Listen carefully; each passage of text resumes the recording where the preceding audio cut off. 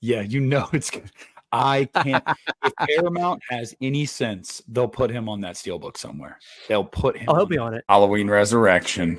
Dude, look at that font right there for the title credits. That Oh, is literally back in that time, I saw that font everywhere. Every wrestling video game had that font. Everything. Like that font is synonymous with that time frame. People be like, "What the fuck does it mean?" I'm like, "He defines it in the beginning of the goddamn movie. The definition is on the fucking screen. yeah. It's on the People are like, fucking screen. it doesn't make sense. What And does it's it like, mean? can you fucking read? He defines it. He fucking defines it." If you don't like Halloween 5, you're fucking wrong, basically. So, Ha! Hell yes for the absolutely generic font for the Nightmare on Elm Street. I think that's the same font they use for the Friday dude, it remake, is too. well, and the Blu-ray fonts from the original and this one are like almost identical. To get genuinely aggravated by a film, I feel alive. I felt alive after seeing this thing because I was so fucking mad and so aggravated. Thank God the dislike button doesn't exist. I know. When I watch men, when I watch men, when I watch men, when I watch men, When I watch men, when I watch men. Yeah.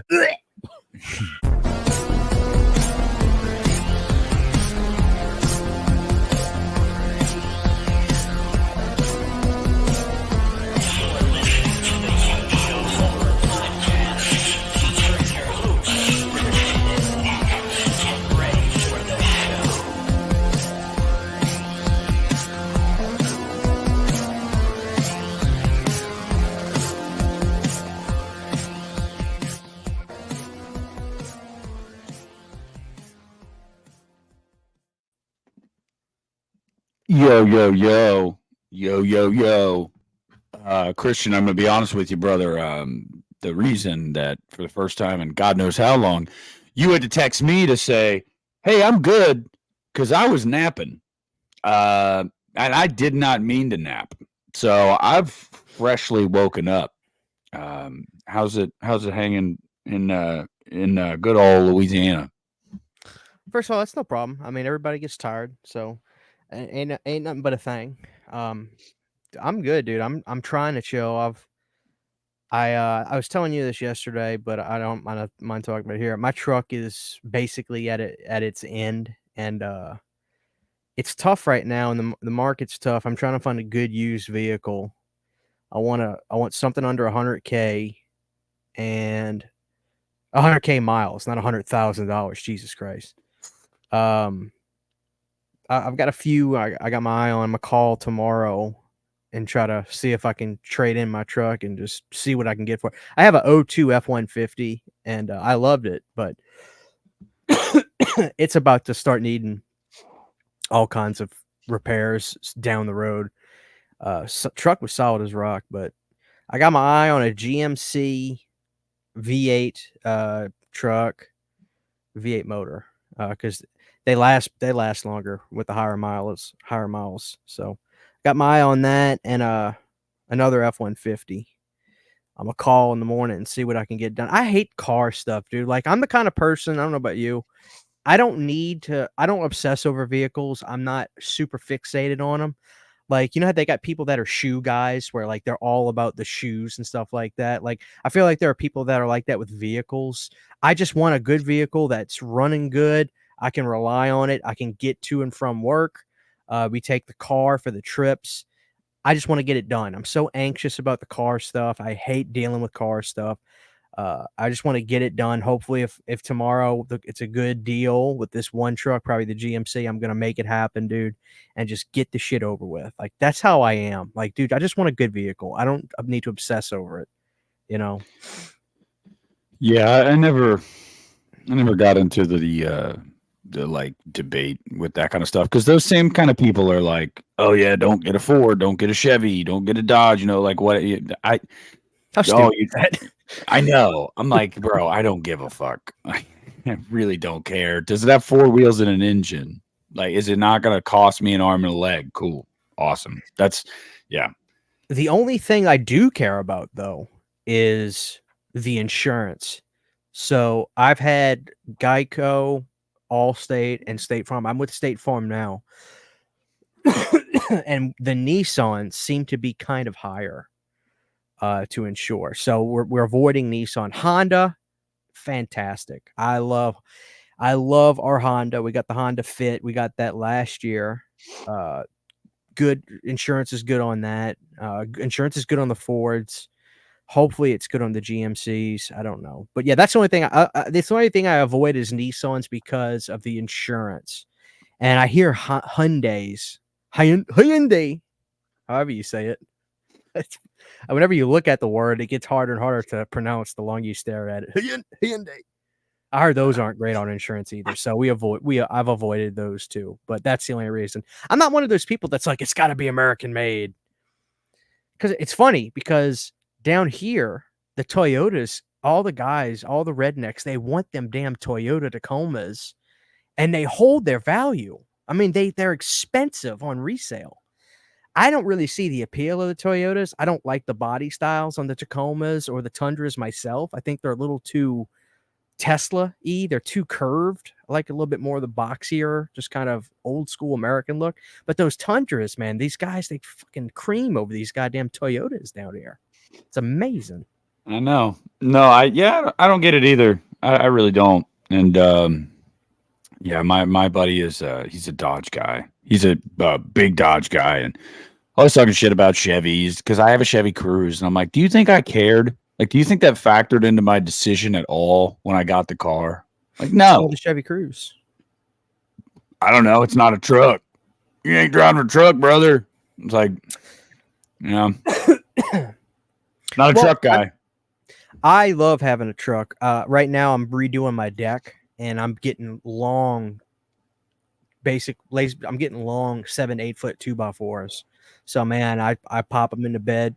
They just stick out a little bit, or I had to get the couch for the game room, and and it was a longer couch, so I just ratchet strapped it, opened the bed down, put my strap around it, went home. I love having my truck, but it's not for. I'm not a redneck. You know what I'm saying? I'm not into the hunting, towing.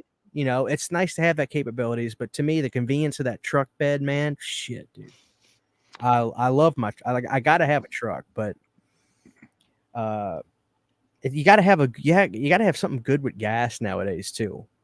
So a Cruze is good. We love the Honda, dude, man. It costs me about $26 to fill up the Honda Fit. Now, granted, it's not a big tank, but dude, you get that thing down on the highway, shit, you get 35 a gallon. Oh yeah, you're cruising, yeah. Yeah. So I mean, you guys heard it here first. If right now, while Christian's redoing the deck, if you drive past Christian right now in his truck, you'll see his wood hanging out. So everybody, be on the lookout there in Louisiana. Yeah. I don't know how many of our listeners are Louisiana based. Have you ever had anybody? I'm sure you have.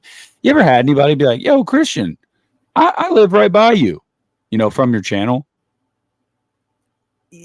Not really. The only thing that's happened recently was I went to this flea market in Monroe where I actually bought a Blood Beach one sheet, and the guy was looking at me, and like I kind of was like, he's looking at me a little too long, and so finally I went up to just talk to him, and I was like, "Man, where'd you get that Blood Beach one sheet?" Blah blah blah, and he kind of was talking to me, and I was like, I forgot what happened, but he basically asked me, "Are you Christian? Is your name Christian?" I was like, "Yeah." And then he was like, I think I'll watch you on YouTube. But that was it. And that was 30 minutes from where I live.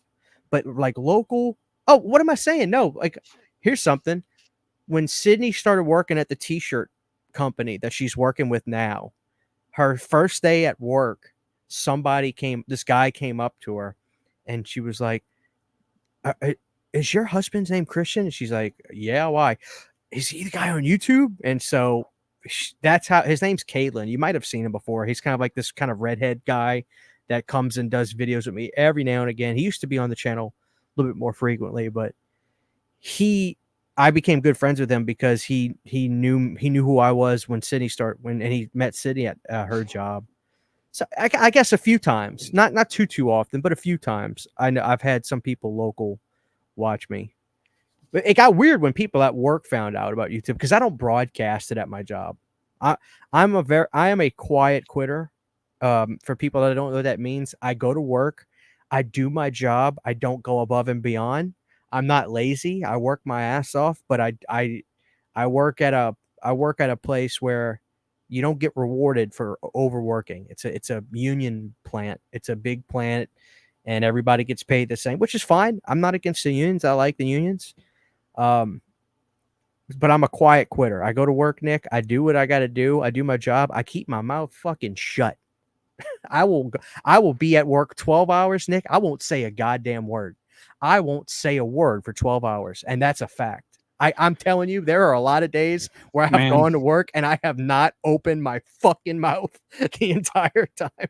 And I'm envious of that because like I would do that more if I could. But obviously being I guess head honcho there, I don't really have that. I don't really have that luxury. That's never been afforded to me, and it's kind of bullshit. I have to talk to people, and every time I hire someone new or I'm training someone, I always tell them too. I'm like, look, I'm gonna be honest with you. I really prefer to keep to myself. So having to train you right now kind of blows. It's like I'd rather not have to force myself to talk, and you know. So no, I get it. I mean, I want to just put my headphones in, man, and listen to Halloween End soundtrack. And just you kill me with that shit. You sent me that. I thought you were fucking around. Just sometimes you may say something on the air. No. And then you sent me that video of like logos kill or some shit. Like, it Nick, was. I'm like, Nick, yeah. dude, what the fuck are you doing? Like, put on Mr. Like, at least put on Mr. Sandman. Yeah, put on Don't Fear the Reaper. Like, give me something adjacent from the movies. And this motherfucker's listening to.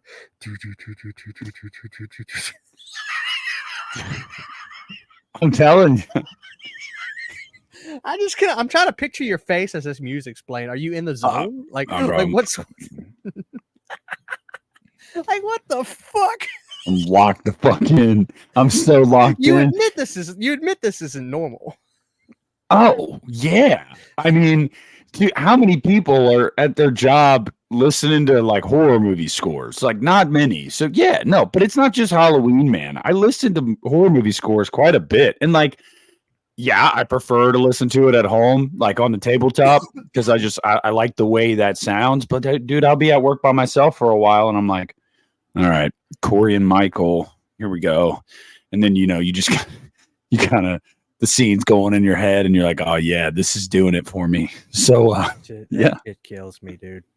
I guess I'm a weird guy. I'm trying to think what I do that might be the equivalent to that. No, dude. I mean, I can't really talk because you'll probably be like, Christian, that's the most boring shit I've ever heard. I can listen to 7 hours of wrestling podcasts. Straight. And I'm sure you want to blow your brains out listening to that shit. Yeah, well, honestly, to tell you the truth, it's like some mornings it's music, but even then, once my first associate gets there around 10:30, 11 every morning, it goes to podcasts after that. And I don't listen to music like the rest of the day. And it's usually podcasts, and most of those podcasts range from, it's really just like movie podcasts or political stuff like that's what I'm listening to when I'm at work most of the time. And so it's just kind of like, for the first 2 hours, especially when I need to wake up and I'm like drinking my coffee, I'm like, yeah, let's fuck with some Halloween Ends real quick. Are you a big coffee guy? Do you drink a lot of coffee? I drink coffee every morning. Yeah. Cold, hot? Okay. Not that I'm opposed to cold coffee. I like McDonald's Frappuccinos. I actually really like those things. Like I really do, but I prefer my coffee hot. And the way I think about it is like, this shit's waking me up. Like I want it to be hot, you know, like, I don't know. Do you ever go to Dunkin' Donuts for coffee? Used to all the time with my ex-wife because that was her preferred place. My preferred place is Starbucks. When I work, so 5 days a week, I hit Starbucks on my way into work. Those 5 days a week, so that's like my preferred place. I actually know at the Starbucks that's right by my work. One of the ladies that's usually taking the order, she used to work for me. So like now when I come through the drive-thru, like this morning, she sees me on the camera or whatever, and she just goes, "Hi, Nick." I'm like, "What's up?" Right. She's like, "Usual." I'm like, "Yeah." And like half the time, she just gives it to me for free. And this morning it was funny because I had my cash in my hand and I pull up the window. She goes, it's on us today. I was like, you sure? She's like, it's not my coffee. I don't give a shit. I was like, okay, cool. So Good. yeah. I And mean, Sydney got me on. I was just a hot coffee kind of guy, and I'm the same thing. I drink since 2016 when Sydney really got me hooked on coffee. Sugar-free French vanilla creamer, the powder kind, and stevia. I used to do what the hell is that other stuff called? Not stevia. Sweet and low. Yeah. I used to do sweet and low, and then she was like, try stevia. It's more natural, blah, blah, blah. And so I tried stevia, and I got hooked on that. And I'm talking from 2017 to about 2021. I'm talking every day. Same shit. If I had a bucket or a big barrel filled with the things of sugar-free French vanilla creamer, probably thousands of those jugs of stuff I've used. Finally, she goes, "You need to try cold coffee." And I was like, I don't know. So we were going to one of the big cities near me one day, just kind of go shop around. So she took me to Dunkin' Donuts, and I got man, they got these specials they do. We got one called it was like a cinnamon twist sprinkle. I mean, they're not good for you. They've got a lot of sugar and shit in them, but it was like a cinnamon twist sprinkle macchiato, whatever. I don't know the names of them. She does all the ordering and stuff. Man, it changed my fucking life. And whenever we go to a Dunkin', man, we go maybe once every 2 weeks. I get me one of them cold coffees, man. I got one time they had a pink frosted vanilla donut cappuccino. Dude, it was fucking incredible. So I mean, they're really I love that shit. But it's like desserts as a coffee, man. Especially there was one we got like a crumble cookie, Nick. Every big sip, you got little chunks of cookies in it, dude. It was insane. Oh my god, it was insane. Also, have you ever tried a coffee? It's called a coffee roll. It's like a donut, but it's just called a coffee roll. Sydney got me one. It's delicious. It's like a donut, but it's like 10% less sweet. It's a lot more. It's good. I mean, they're delicious. I had a coffee roll the other day, and I loved them. So, yeah, I never even heard of that. Yeah. But yeah, no, I do keep my order the same, but when it's fall, every now and then I switch it up. I get a pumpkin spice latte. I don't give a shit. And then in the winter, I try to get that peppermint mocha one a lot from Peppermint mocha Starbucks. is good. Yeah, they did Starbucks. I tried to find it, but I couldn't. Like this past Halloween season, they did these cool kind of Halloween cups, but I could never find them. I could never. Yeah, find them. I have a couple of them. I have a couple of them from over the years that we've collected. That's one thing that she left me, the cups. So I do have a lot of those. But yeah, so there's your guys' normal 20-minute bullshit session before we get into the topic. And to add on top of that, before we get into the topic, Christian, I just got to say this because we haven't met virtually in 2 weeks. I know we texted about it last week, and I got some opinions from people over the last week or so. I know you, I know your taste, and I know what you don't really fuck with, and I'm sorry to let you know that you're not gonna dig The Strangers. I just know you won't. I'm not even gonna bother going to see it in theaters. I know. Stream it. So that's why I know. I even told you, just spill it to me. I don't care. Yeah, but even then, like I know once you do stream it, you're just gonna be like, okay, that exists. Like it's not offensive, it's not anything like that, but it's just I just felt like it was so unnecessary. Tell me I'm wrong that announcing doing 3 movies is the stupidest thing in the world. Why would you tell your audience that? It's like you're just getting the appetizer. You're not even getting the main course. It's like if you look at it as a meal, it's like appetizer, main course, and dessert. Like you're just getting started. It's like you can make 3 movies. You can say that, but keep that shit a secret, right? Yeah, I mean, to call it, it's like it's chapter 1. It's like, what? Yeah, It's like, and this and isn't you Star also Wars, for God's sakes. You can't get away with that shit. And you also know, because they already said, the lead actress, she's in all 3. So you knew going into this one, she's fine. She's not going to die. So whatever peril she's put in, it's completely undercut. Because you're like, I hate it. she's not going to die. She's not going to die. We know she's not going to die.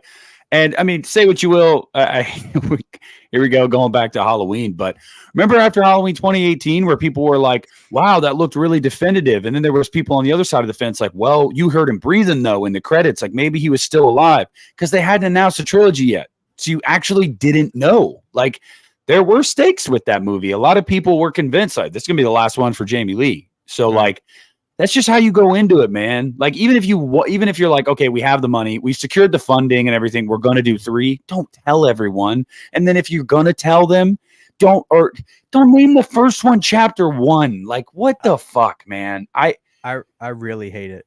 It made money, though, apparently. Yeah. All things considered, yeah. I mean, it was the biggest horror opening this year, but it didn't even break 12 million opening weekend. So yeah, it's like. It's because it's been a bad year so far for horror, because let's just be honest, the horror this year hasn't been good. So, I mean, aside from like Late Night with the Devil did well, but that's a really small movie. Yeah, relatively, yeah. Yes. So this was a nationwide. I know you couldn't get away from seeing promotion for The Strangers. You get on Twitter, you get on Instagram, you were seeing marketing for the movie. They marketed the shit out of this. And even with that, it's going to make its money. And obviously the other 2 are filmed. So like, that's great. I like to see horror do well. So like, it is not a failure by any means, but like, this ain't like what Maxine's going to do opening weekend. I was telling you that after Pearl, after a while, you really started to hear people really start to talk more about Pearl and X, and people were really starting to see it. And it's really broken through, because today at work, one of my subordinate managers, when he came in, he saw my phone light up, and that's my background on my phone. I fucking love that poster, and I can't wait to get it. And he goes, "Oh my God, Maxine." And I'm like, "You know that?" He's like, "Oh yeah, I'm so excited." And he's like, "And did you notice, like, on the poster, like the subliminal messages, like the straps are an X and she's wearing pearls around her neck?" I was like, "Yeah, I noticed, but I'm a fan. Like, I didn't know you knew anything about that." He's like, "Oh yeah." So, and it's opening 4th of July week. So like, it's going to do big. Not big, like we're not talking 50 mil or anything like that, but Maxine is going to be the biggest of the X trilogy. And I think it'll be the biggest horror opener at that point in the year. When the year's all said and done, probably not, but it's just been a slow year, man. Imaginary, Night Swim, just movies nobody gave a shit about, and they're just not very good. I also did get a lot of comments on my review that I agreed with. As much as I like the first 2 Strangers movies, people were like, this isn't a huge IP though. Like, it's still like a B-list like horror franchise. So I don't know. It's weird to announce a trilogy for like B-listers.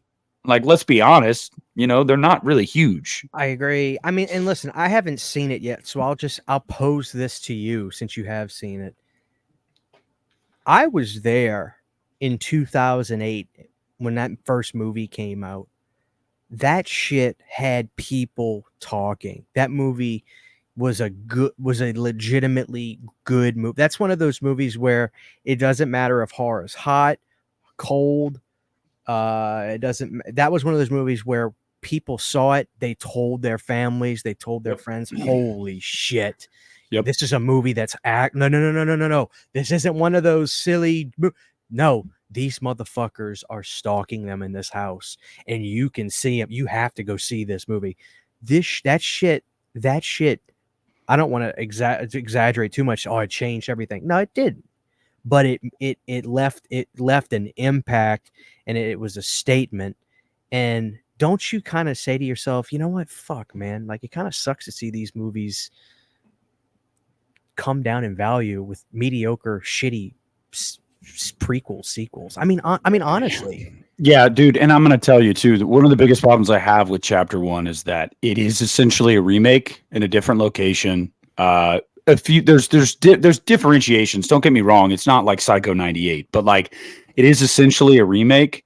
and it all feels cheaper. Like it feels like it was shot on a set a lot of the time. Nothing really feels lived in.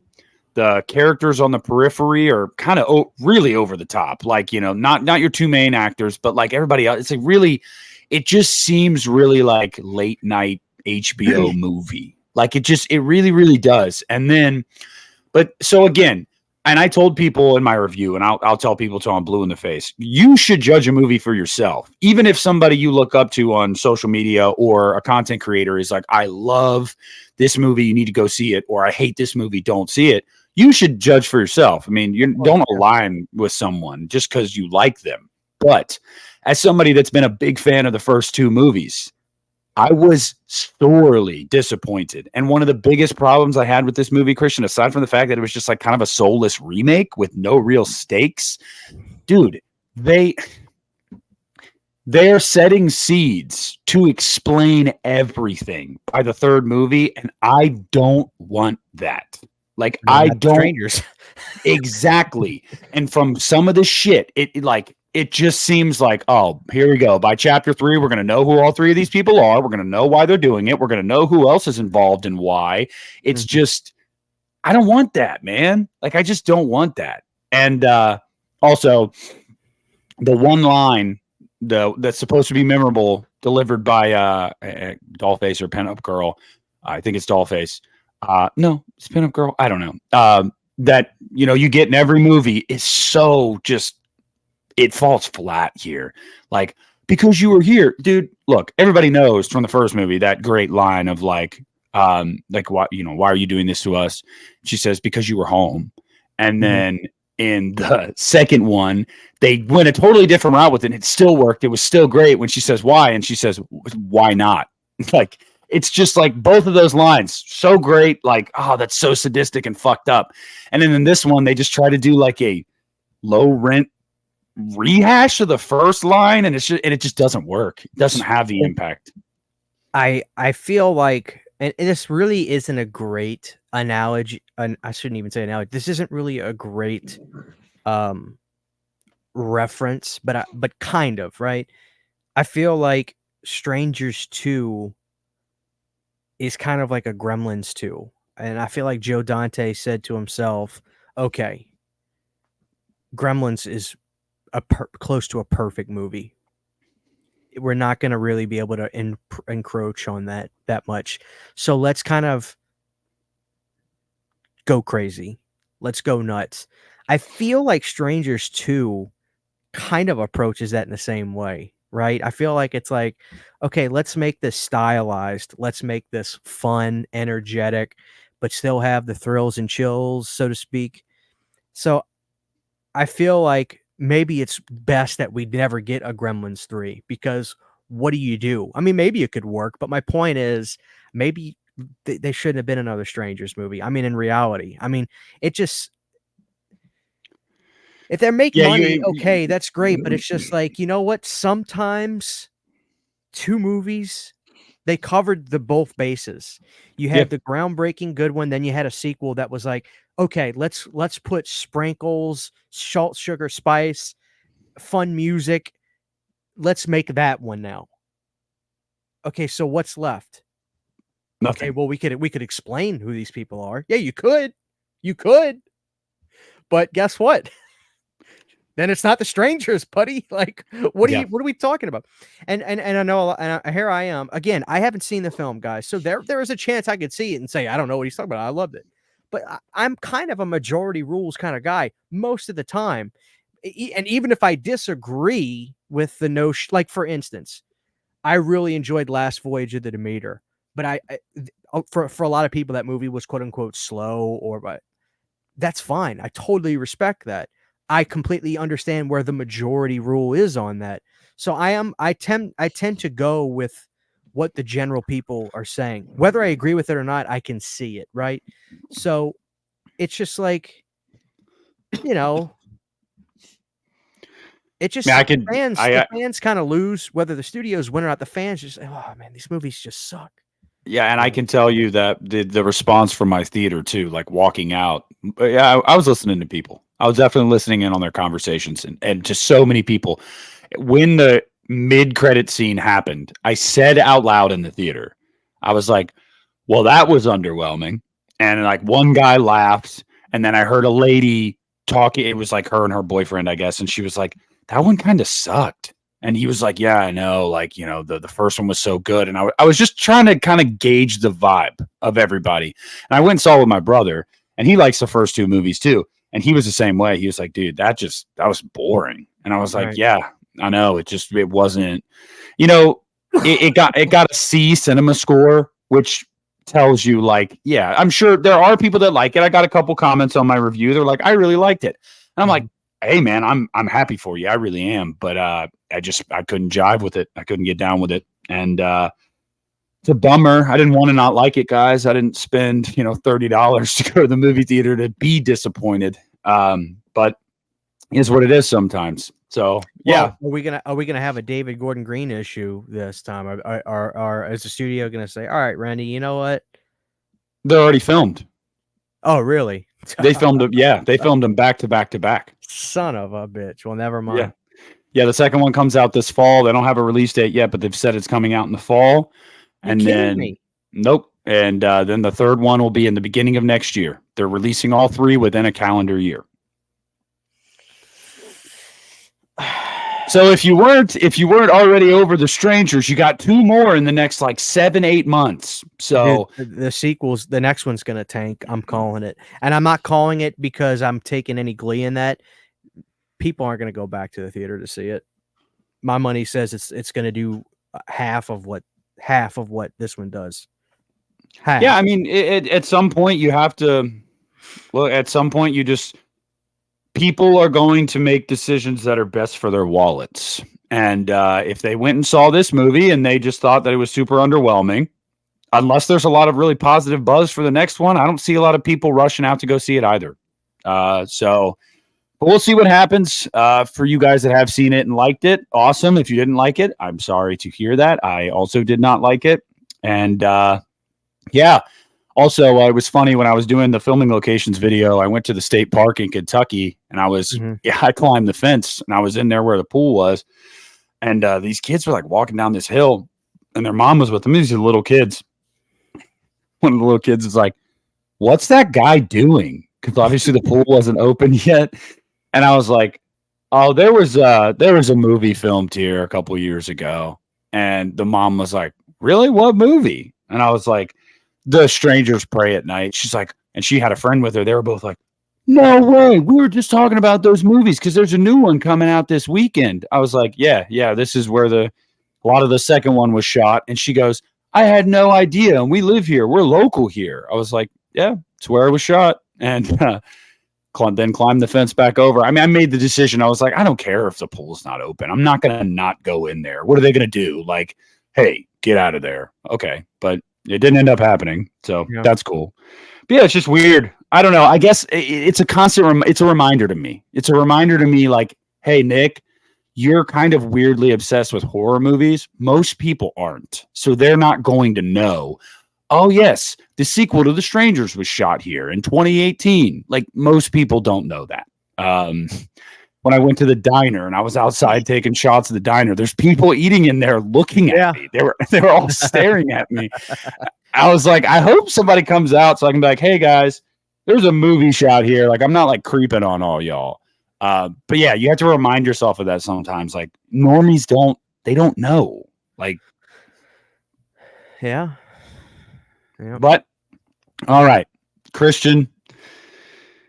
You want to do this like we did this last time? You want to go down the list, starting with a movie, mainly Argento. I did watch a couple others. I watched, I think, one or two Bava.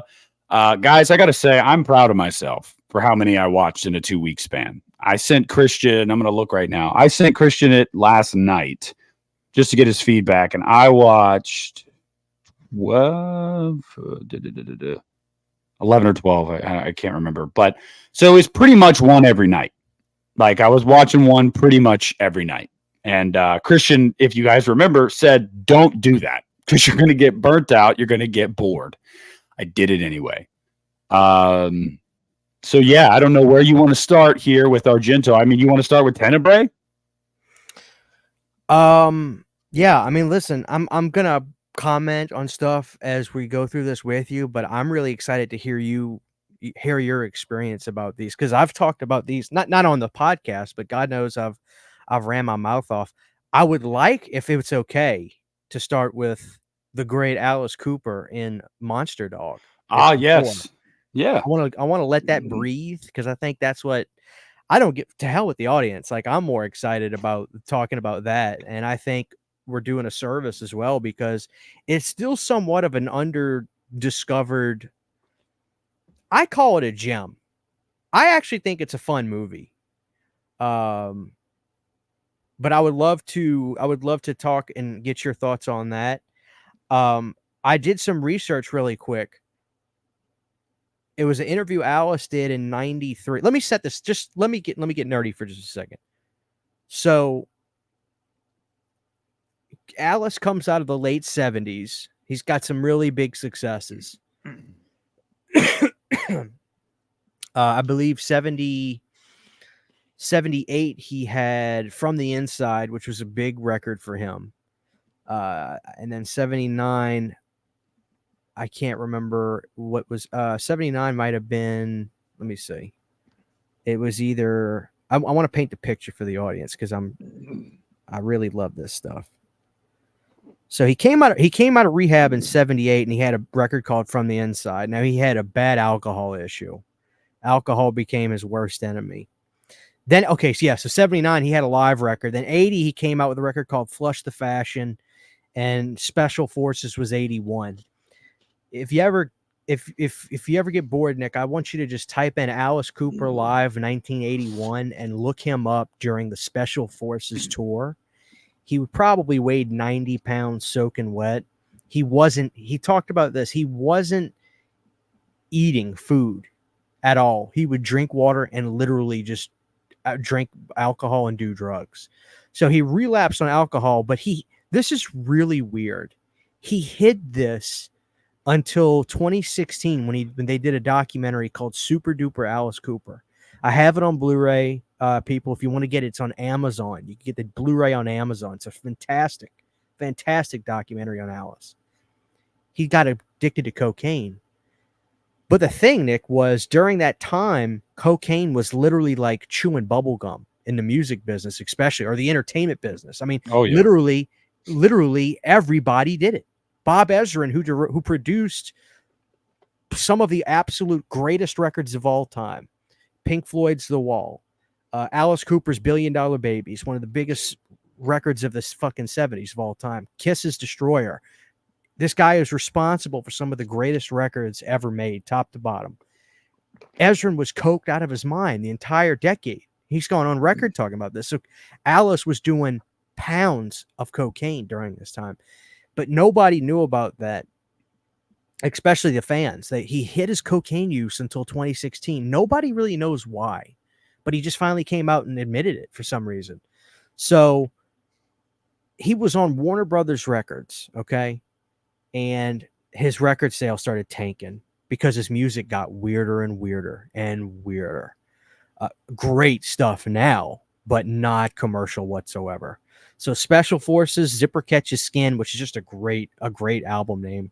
Because the promo for the record, Nick, is really funny. You ought to look this up one day. Alice goes into a bathroom and he goes up to a urinal and he's peeing, and this guy comes up right next to him and he looks at him. He goes, Alice?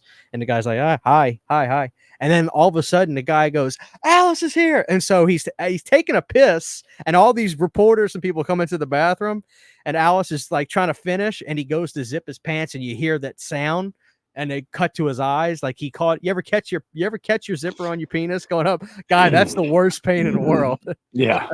And so the album art is really crazy because if you look at the album art for Zipper Catches Skin, it's all the names of the songs really little, and then parts of the words are in red and they make Alice Cooper, but there's a little blood on there. And then it just, it makes me, and anyway, so Warner Brothers was like, you're done, Alice. Your records are tanking. He got so bad, Nick, he couldn't even tour Dada, which is the craziest record he ever did. Right after that, his wife, Cheryl, says, you either cut this shit out or I'm gone. and Alice loved Cheryl. So he goes, I'm done. He talked about taking this 7-pound fucking rock he flushed it down the toilet, and he goes, I'm done.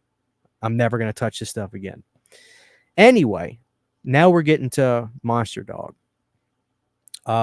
Alice is done. He's lost his record label. I don't think he's hurting for money at this time, but he needed to work for sure. So he agreed to do this movie directed by Claudio Fragasso. Now, Claudio did a lot of work in Italy. He did a lot of work. He worked for a lot of directors during that time. He worked his way up the chain, and he's kind of a joke to people because of Troll 2, but I actually think Claudio is a good director and knows how to get good shots. I really wish you could have seen this movie on the Blu-ray. I might actually get it for you and just buy you a copy so you can watch the Kino Blu-ray because it's gorgeous. I mean, the movie looks incredible. But he did the movie, and so I found this out, Nick. Alice was told on a handshake agreement. He was embarrassed to do the movie. There's no doubt about that. He was embarrassed to do the movie. He was told the movie is only going to go theatrical in the Philippines. It's only going to be in the Philippines. That's where it's going to be released.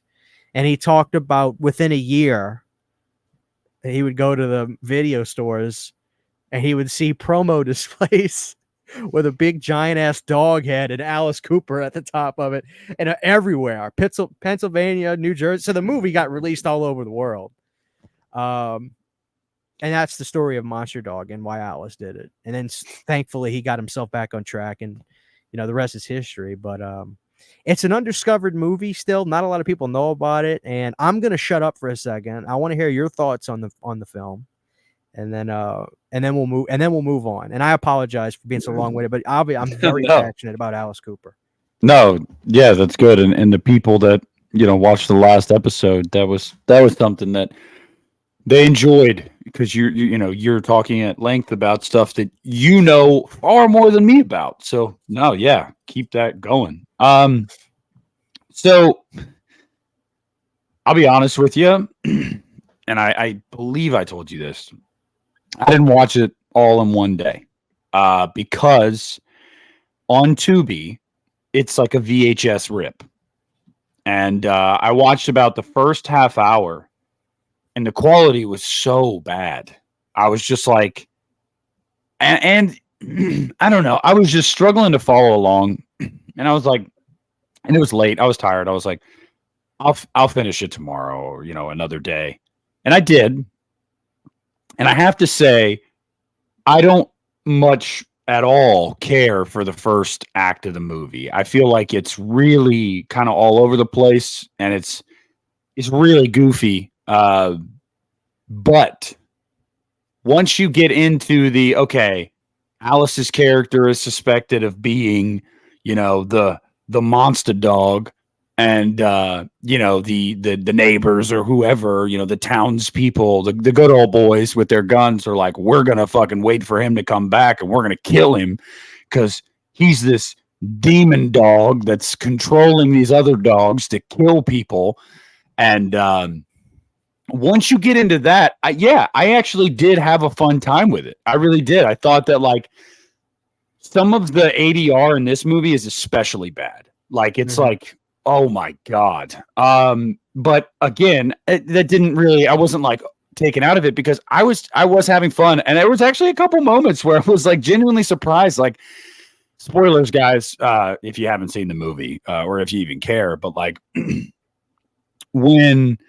and I do have a question for you, Christian, but when either they come to the house and they're holed up waiting for him to come back, and they open the door and he shoots the chick instead of Alice's character, and she dies. And then you've got the fucking werewolf demon dog, where you only see its head very quickly every now and then, although I thought it was kind of creepy looking. But Alice is nowhere to be seen throughout all of that. So everyone's like, oh, it's you. And then he's in the car, and the chick that's in the front seat, all of a sudden her head's just fucking decapitated. Just gone. So I need you to help me understand really quick. Who was the monster dog then? Because the ending was very all over the place. I'll be honest with you. I don't exactly have the best answer for you. My thing was they interviewed Claudio on here. I think if I recall, there's a ton of footage that existed that was cut for a number of reasons, and stuff was cut that would have answered that better. I really don't have a great answer for you. I swear to God, I really don't have a great answer for you. Because like they're driving. He was Right. just talking to this girl, and then he turns and it's just her fucking head. And I was like, what the fuck happened? And then you see the werewolf dog head thing.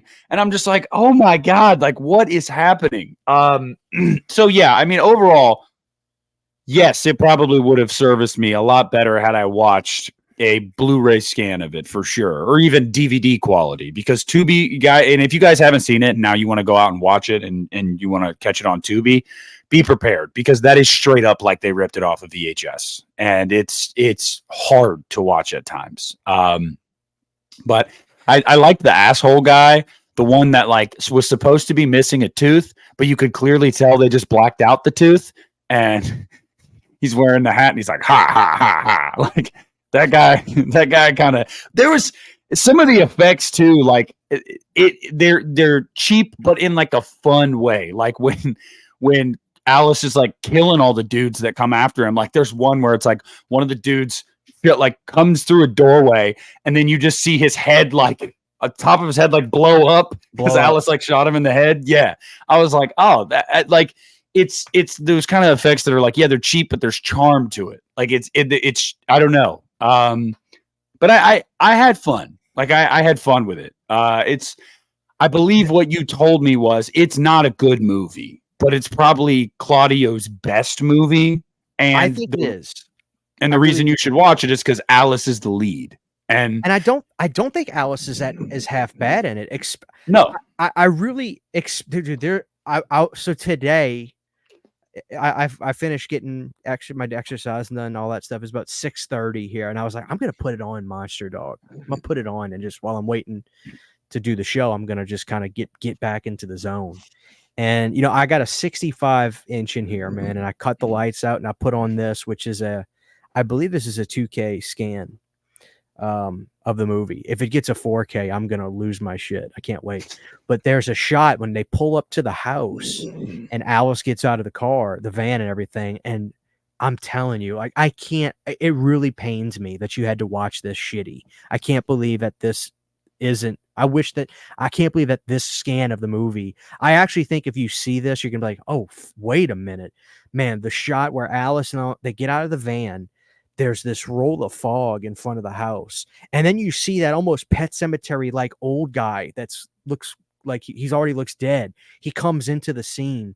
Dude, it looks incredible. And then there's a shot where there's a camera shot where there's the balcony, there's the stairs with like the I guess just the balcony against this open second floor, and the camera is shooting through some of the spikes on the balcony where you see Alice walking on the other side, and it just this massive wide angle shot of them.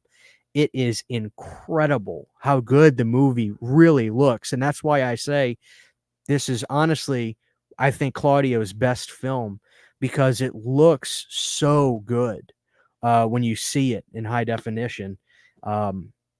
And I think the biggest thing that I was taken by was the music in here, which is obviously songs that Alice did. He did Identity Crisis and See Me in the Mirror. Now, Identity Crisis, you know, reprises at the end of the film. And I kind of feel like Identity Crisis is kind of answering your question a little bit of who did what or who did. And that may be part of it. I don't know. The thing also is I've never seen Alice do interviews really talking about this movie. I wish he would.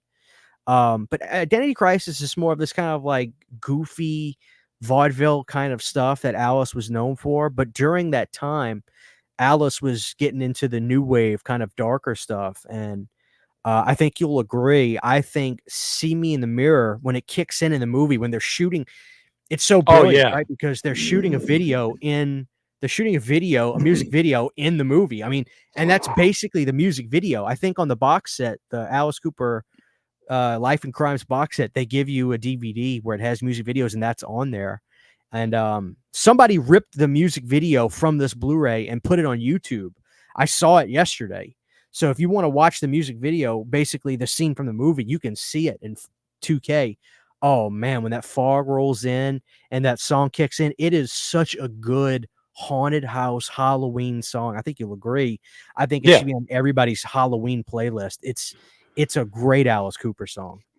I just love it is, and the way they present it in the movie, it's and I sent Christian a video of it last night, and he was like, "Man, I can't wait till the fall where I can turn this fucking thing on and just really feel the vibes." Like, it's also kind of on the nose too that he's like a musician in the movie, right. like, And his name is Vince in the movie, and that's his real name. Yeah, Vincent Fernier is his birth name. Yeah. So yeah, no. Hey, look, guys, if you haven't seen it, you should. Dog, dude. But I would tell you, listen, Christian, get Kino Blu-ray. I'm gonna get this for you, Nick, because you need to see this in super high definition. I promise you're gonna say, "Holy shit!" Like this movie's it looks expensive. I'm telling you. I mean, I can't imagine. I didn't know you had it in you, Claudio. Like I really I really think like Claudio. Okay, so Zombie 4, Zombie 3, kind of right because he shared the duties with Lucio, which I don't think Zombie 3 is all that great. If I'm being honest, it's fine. I was gonna say, Jaden messaged me after last week's episode, and he said, "I don't care what Christian says. Zombie 3 is fucking terrible. Zombie 4 is all right though." Terrible. I think that's a stretch. I really do. I think Zombie 3 has some good moments for sure, but I think Zombie 4 has a great theme song with Living After Death. It's this incredible 80s, synth rock song. And Zombie 4 is also really disgusting looking. Like watching Zombie 4 is just dirty. And I tell everybody this. I think I might have mentioned this last week or last episode, so I'll keep this very brief. But Claudio is his own biggest fan, which is another reason why I love him so much. In the special features of Zombie 4, he's got his legs crossed like this. He's being interviewed, and they're asking him why he decided to come back to do Zombie 3, which was what it was called, I think, over there, because, technically it was Zombie 3. But he basically was saying, I just didn't think the Romero films or any of that I didn't think any of it was that good. I think the audience needed a great zombie film. So here's this guy just running down George Romero, not giving a fuck. I mean, he is so fun. I love Claudio. So yeah, I think Zombie 4 is a little bit better because of it's disgusting. I mean, watching it. Then you've got Night Killer, which is in fact a hysterical kind of slasher movie, which was called Texas Chainsaw Massacre 3 overseas, and the real Texas Chainsaw 3 had already come out. So they're calling it Texas Chainsaw 3, and Severin put the movie out. Severin put the movie out a few years ago, and they actually did a very, very limited run of the movie with a slipcover that was Texas Chainsaw Massacre 3. I didn't grab it. Looking back, I probably should have, but I wasn't a big Claudio fan. Anyway, so we've got that. A lot of people will say Troll 2 is his best because of how memorable and bad it is. I just don't agree. I think Claudio is actually, and this is what I'll get shit for, I actually think Claudio can and is a pretty good director. I think if he's got good material, if he's got a good set to work with and a little bit of time, which I think he had with Monster Dog, he can make a good cult hit. And I think Monster Dog is in fact his best film. I really do. And seeing it in high definition just solidified it for me. All credit goes to Lauren Dixon, who brought me onto this movie and said, "Christian, you have to see this. It's Alice Cooper." And I was like, I didn't know Alice. I mean, I knew Alice was Freddy Krueger's dad and Freddy's dead. And Alice was in Wayne's World, but I never knew he did a feature. So I definitely think Monster Dog is Claudio's best film, and I urge people to please pick it up and enjoy the music in the film. I just think See Me in the Mirror is a haunting haunting 80s synthy, moody Halloween party song. It's just so good. Yeah. And the monster dog effects are hysterical. I mean, what That, do we yeah, I mean- they are. They are. And you know that they knew they were hysterical. That's why you don't see them a lot. Because it's like, yeah, we don't really need to do that. So yeah, and then it was on to Tenebrae.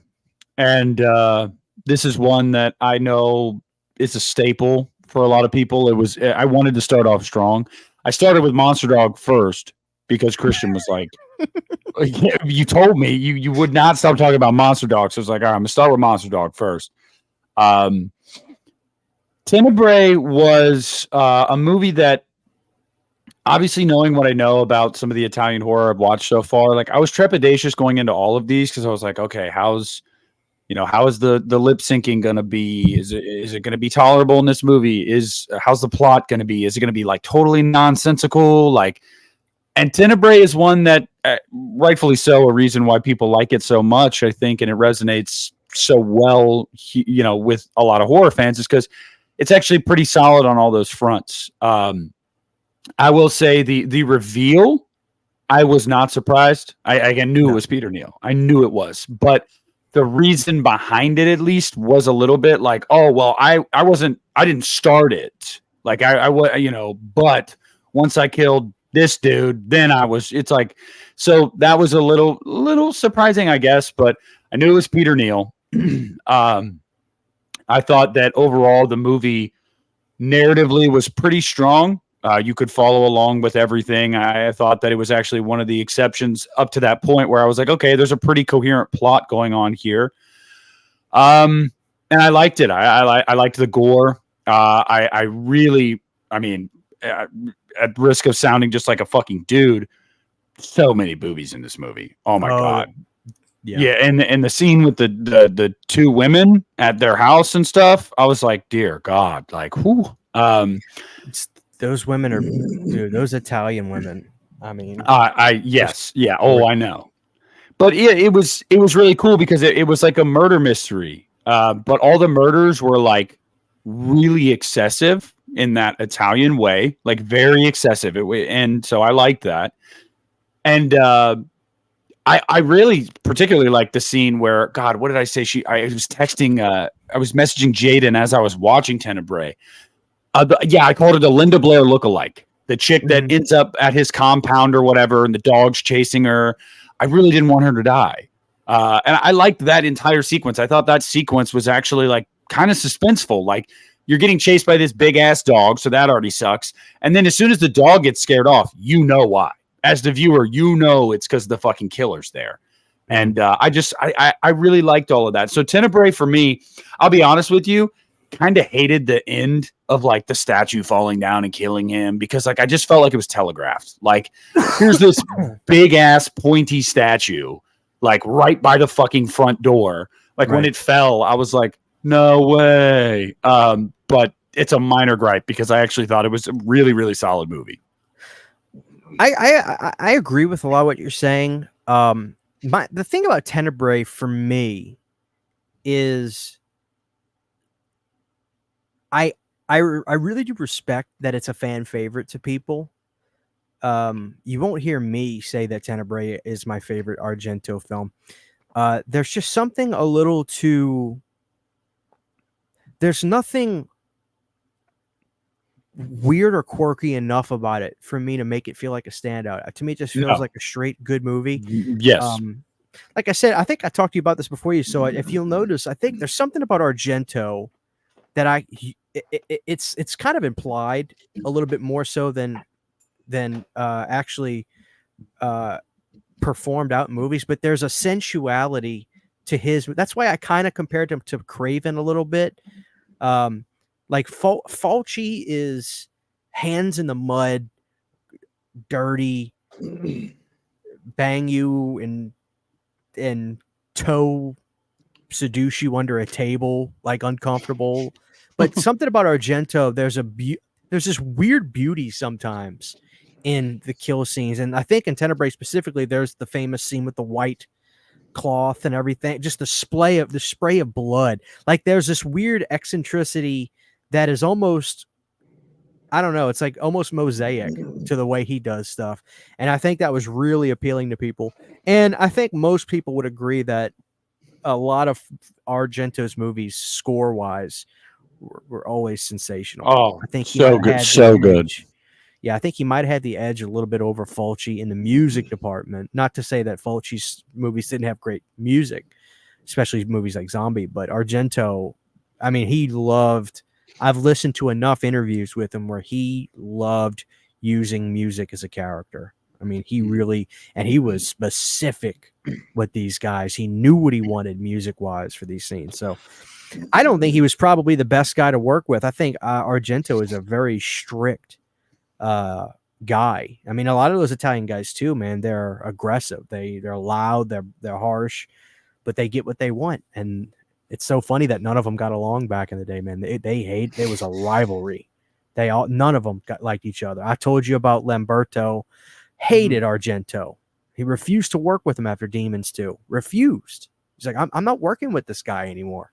He's taking all the credit for everything, but Argento's side, he's like, yeah, because I did all the goddamn work. You don't know what you're doing, you know. And then of course, Soavi started working with him with the church and all that. And but Argento is a master, man. He's still alive. God bless him. I hope we have Argento around for a little while longer. I think he's knocking on 80. He might actually be 80.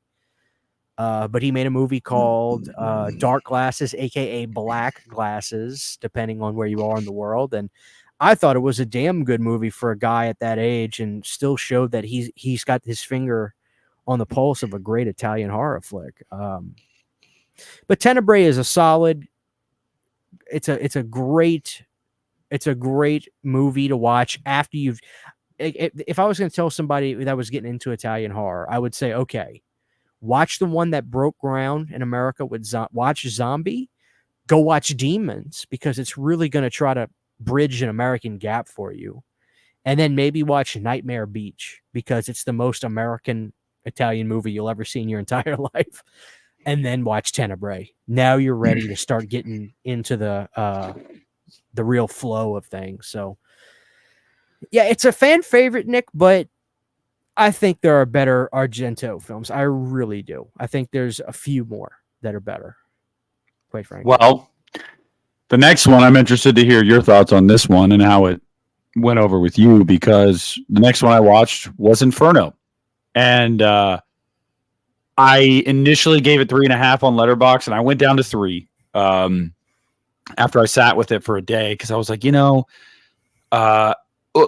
let me just basically tell you guys, I thought that the plot in Inferno was pretty much nonsensical, in the sense of, like, it's very hard to follow, like incredibly hard to follow.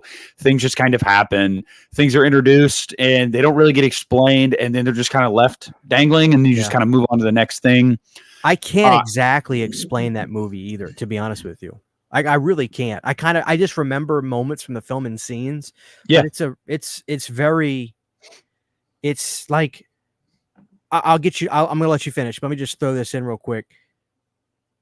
The ending of Inferno was great visually. Oh man, yes, I love the ending. Yeah, but sometimes the longer I go away from Inferno, the more the ending resonates to me, and I kind of forgive the movie, to be honest with you. Mm-hmm. But there's a few movies during that time where Argento just wasn't hitting those high points. Inferno was one.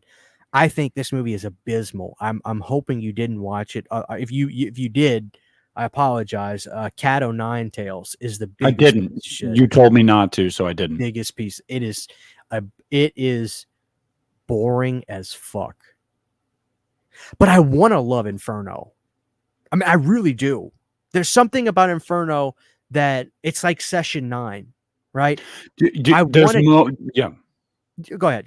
But you see what I'm saying. You see what I'm saying. Yeah, because there's moments in the movie that are just, I don't know, like her swimming underwater and the bodies coming out and shit. Incredible. Like the way that made me feel, like when she was trying to swim to the top and stuff, I was like, oh my God, like it was just so, like I didn't, and there's so much about the movie. There are sequences and moments that will like live rent free in your head that are really effective. They're presented really well. The effects are just kind of like nasty and gnarly. I think the thing that holds it back is, what is it? Like, what is it? What exactly is happening? So at the end of the day, I walked away from the movie and I was like, definitely not as good as Tenebrae, in my opinion, simply because it just didn't have. And we talked about this in the first episode of this. Like, people had prefaced, they had prepared me for this by saying, like, look, a lot of these movies are not going to have these super linear plots. You have to understand that. Having said that, though, some of them are more off the wall than others. And this one is really off the wall in comparison to some of the others, because it's like, it doesn't need to be super linear, but I have to understand at least like the basic elements of it. And I don't think Inferno is here to do that. I think Inferno is here to be like, wasn't that cool? Whoa, wasn't that gross? Whoa, what does that mean? We're not going to tell you, but like, whoa, isn't that interesting? And it's like, yeah, no, it is. It's so you're conflicted after you watch the movie, because you're like, there was so much about that I liked, but like, what the fuck was it? And that's just kind of where I landed with it.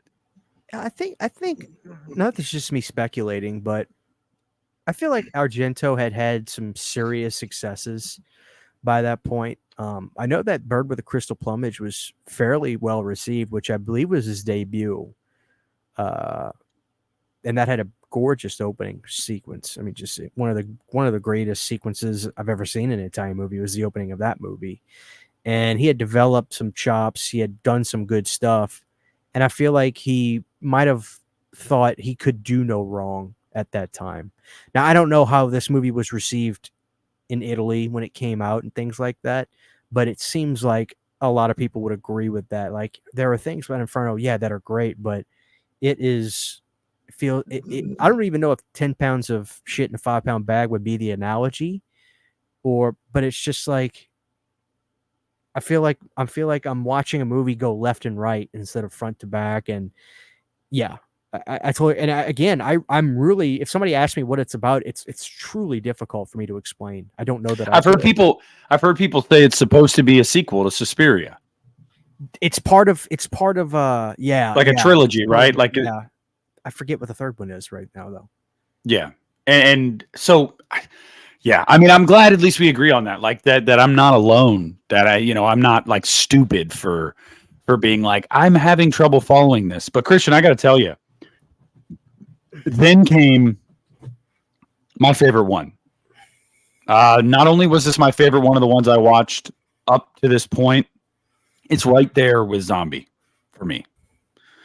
Opera. Dude, considered the last classic Dario Argento film. He went into a deep depression after this, nearly killed himself.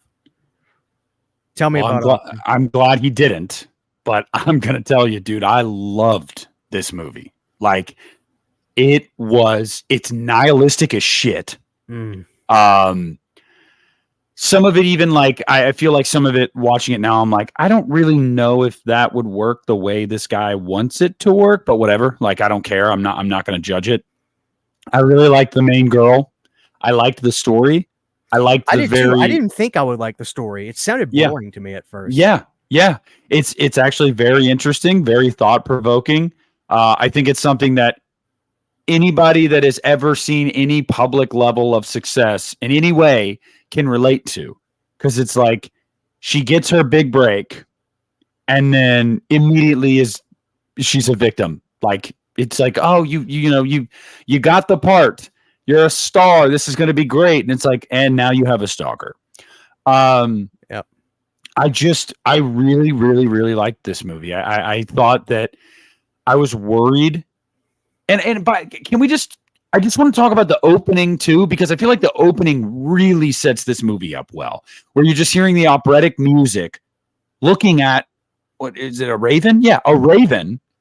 And as the credits are rolling on screen, and it's just, I feel like it sets a tone.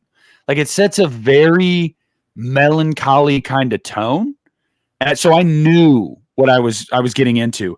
I didn't, however, know, and I couldn't foresee that the movie was going to be as nihilistic as it was. Just so unforgiving in so many ways. Agreed. What this girl is put through is just she gets put through the ringer, brother. And on top of all that, there's also quirks about these movies that like I don't know, I just find them funny in like in an endearing way. Like when when they're like gonna do it, and then she's basically just like, "Yeah, I'm not really feeling it," and the guy's like, "That's okay. You want some tea?" Like I was just like, "Oh, that's pretty funny." You remember that? Yeah. Yeah, I'm just, I didn't realize this either as you were talking. Michael Soavi, who ended up working with Argento in a few years after this, with the church and the sect, was Inspector Inspector Daniele, however you say the name, but it was uncredited. Now I got to go back and see if I notice Soavi in the movie. My eyes hurt watching opera. There's something about. Yeah. I loved it. I loved it. I'm glad you did. So that was your favorite. That's your favorite Argento film. That's my favorite Argento. Yeah, I would honestly take that over Suspiria. I would. Those are fighting words to a lot of people. I'm sure they are. I'm sure they are. And we touched on Suspiria in the last episode, so I didn't really feel the need to like delve into it. But yeah, man, opera. I just, and maybe it's my taste. Like I don't know. I just felt like it's got a late 80s flair to it. Obviously Suspiria was 77. I think the music is good in opera too, like you said. I think Suspiria has some of the greatest music ever created by Goblin.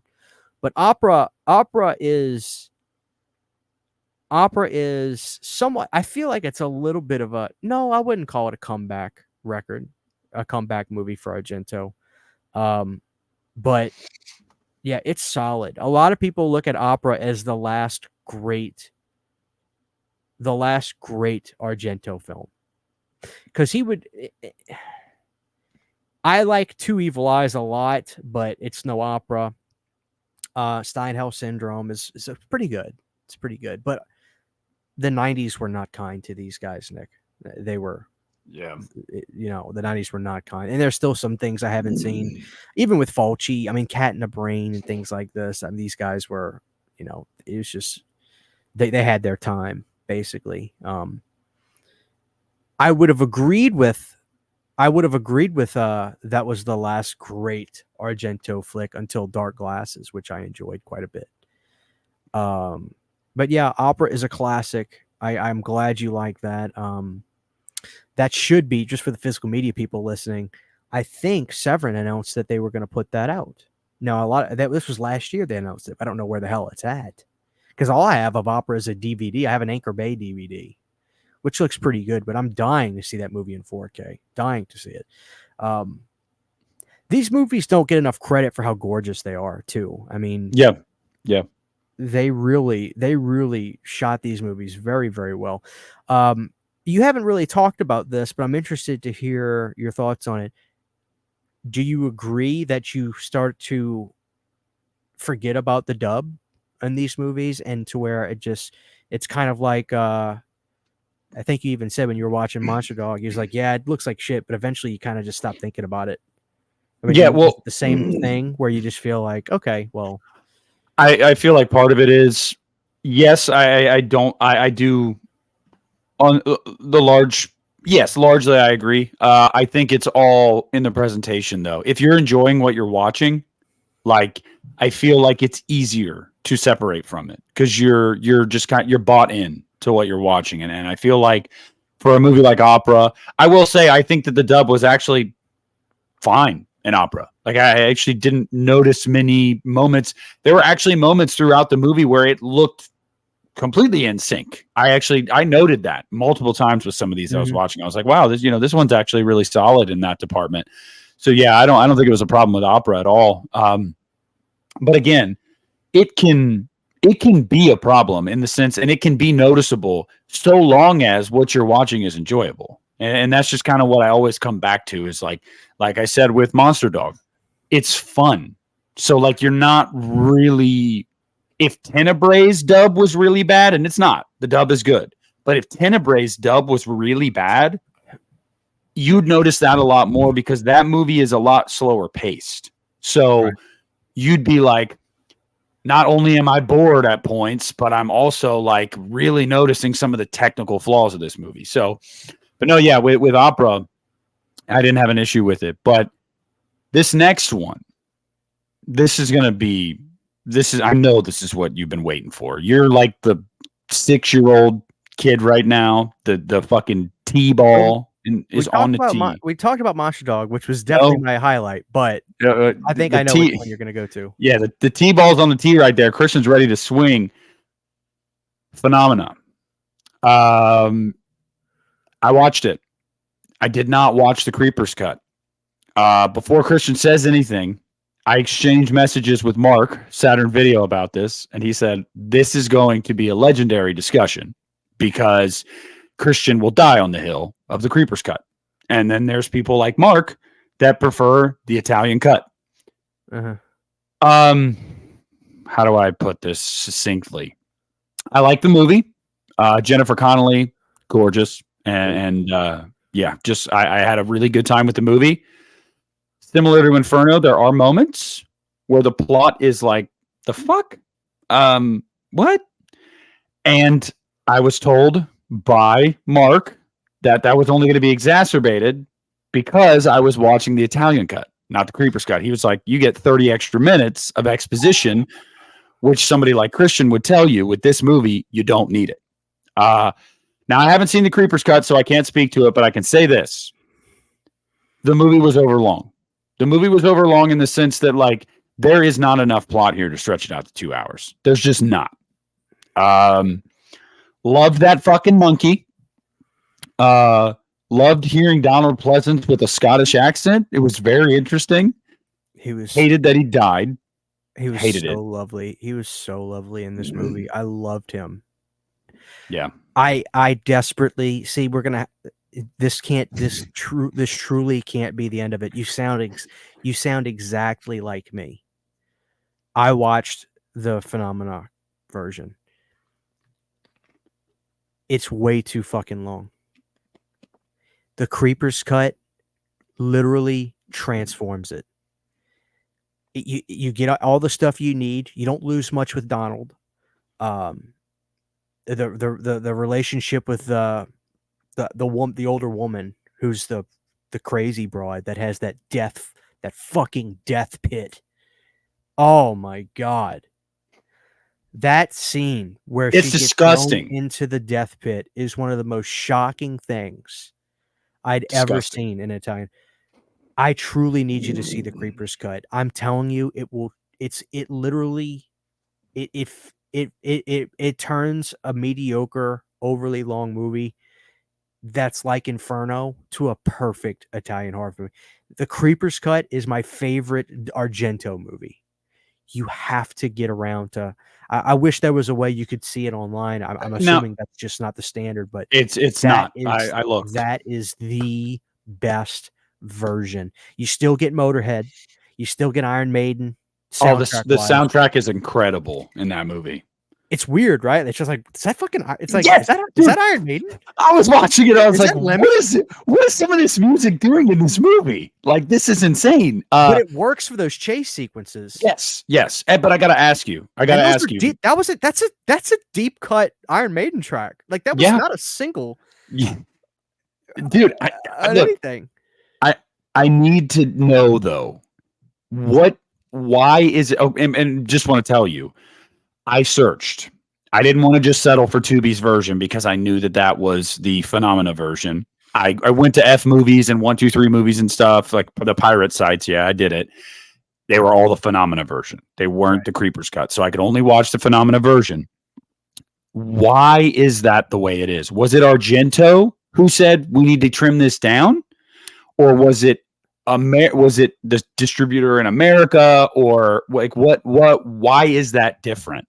I want to say that was the American leg that got their hands on the movie and were like, we have to cut this. This is, I think the audiences are different.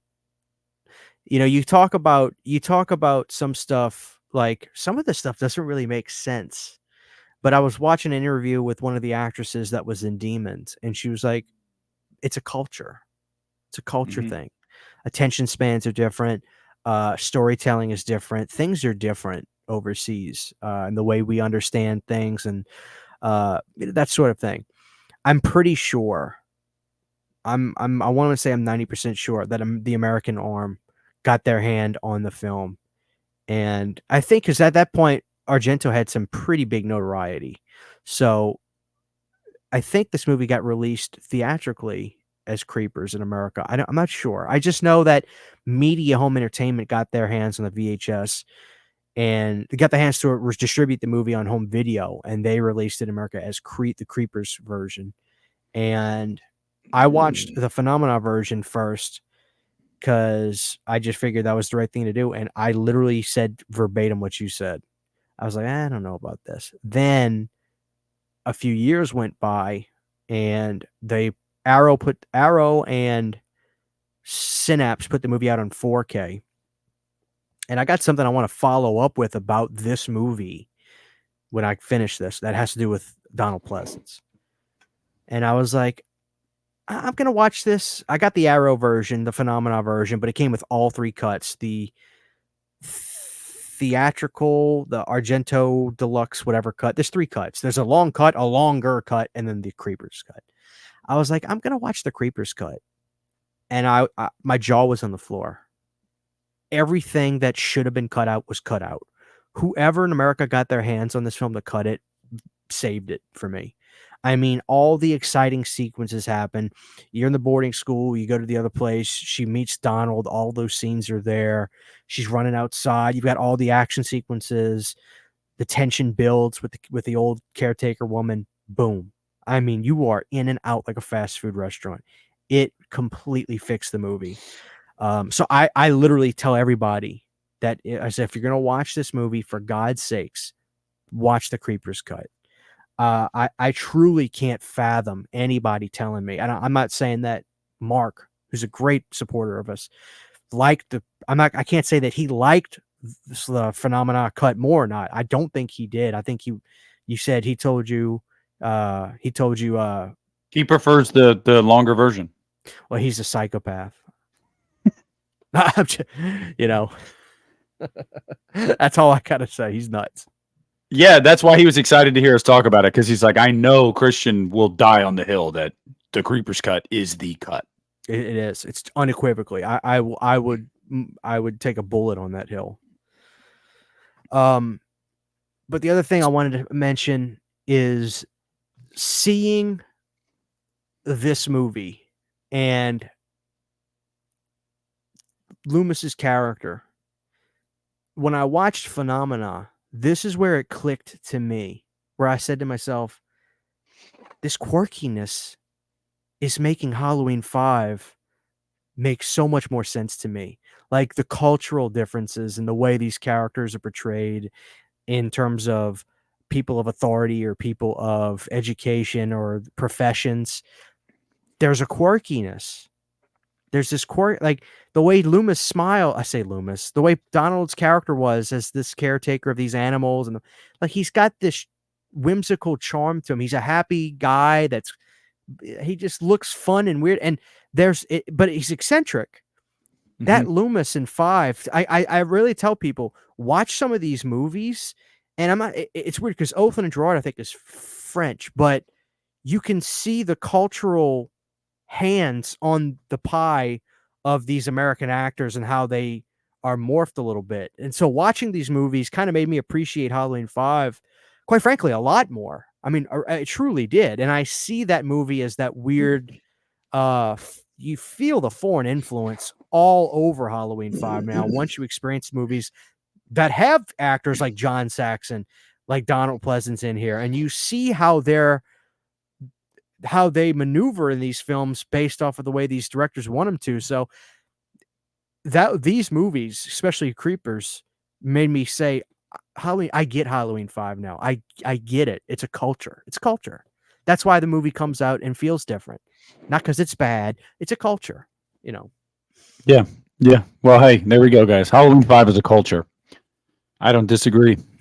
All right, so great ending to Phenomena, though. Creepers I call it Creepers, but man, that death pit is truly the scariest thing I've ever seen in my life. Yeah, it's disgusting. I just kept thinking about like how she was just in there and screaming, and that stuff's getting in your mouth, and then like, oh god, like when I see stuff like that, it reminded me of the pit in Saw 3 with the pigs just getting cut up and poured all over the dude. I would want to die. Like I would be so disgusted.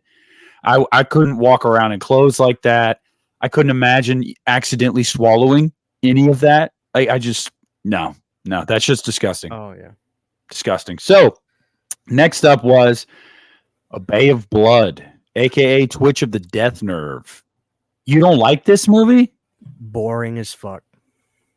I love actually Bava. kind of enjoyed it. Huge Bava. You gotta respect Bava. He's the Alfred Hitchcock, of Italy. A Bay of Bore. To me, I don't like it. It is definitely slower moving.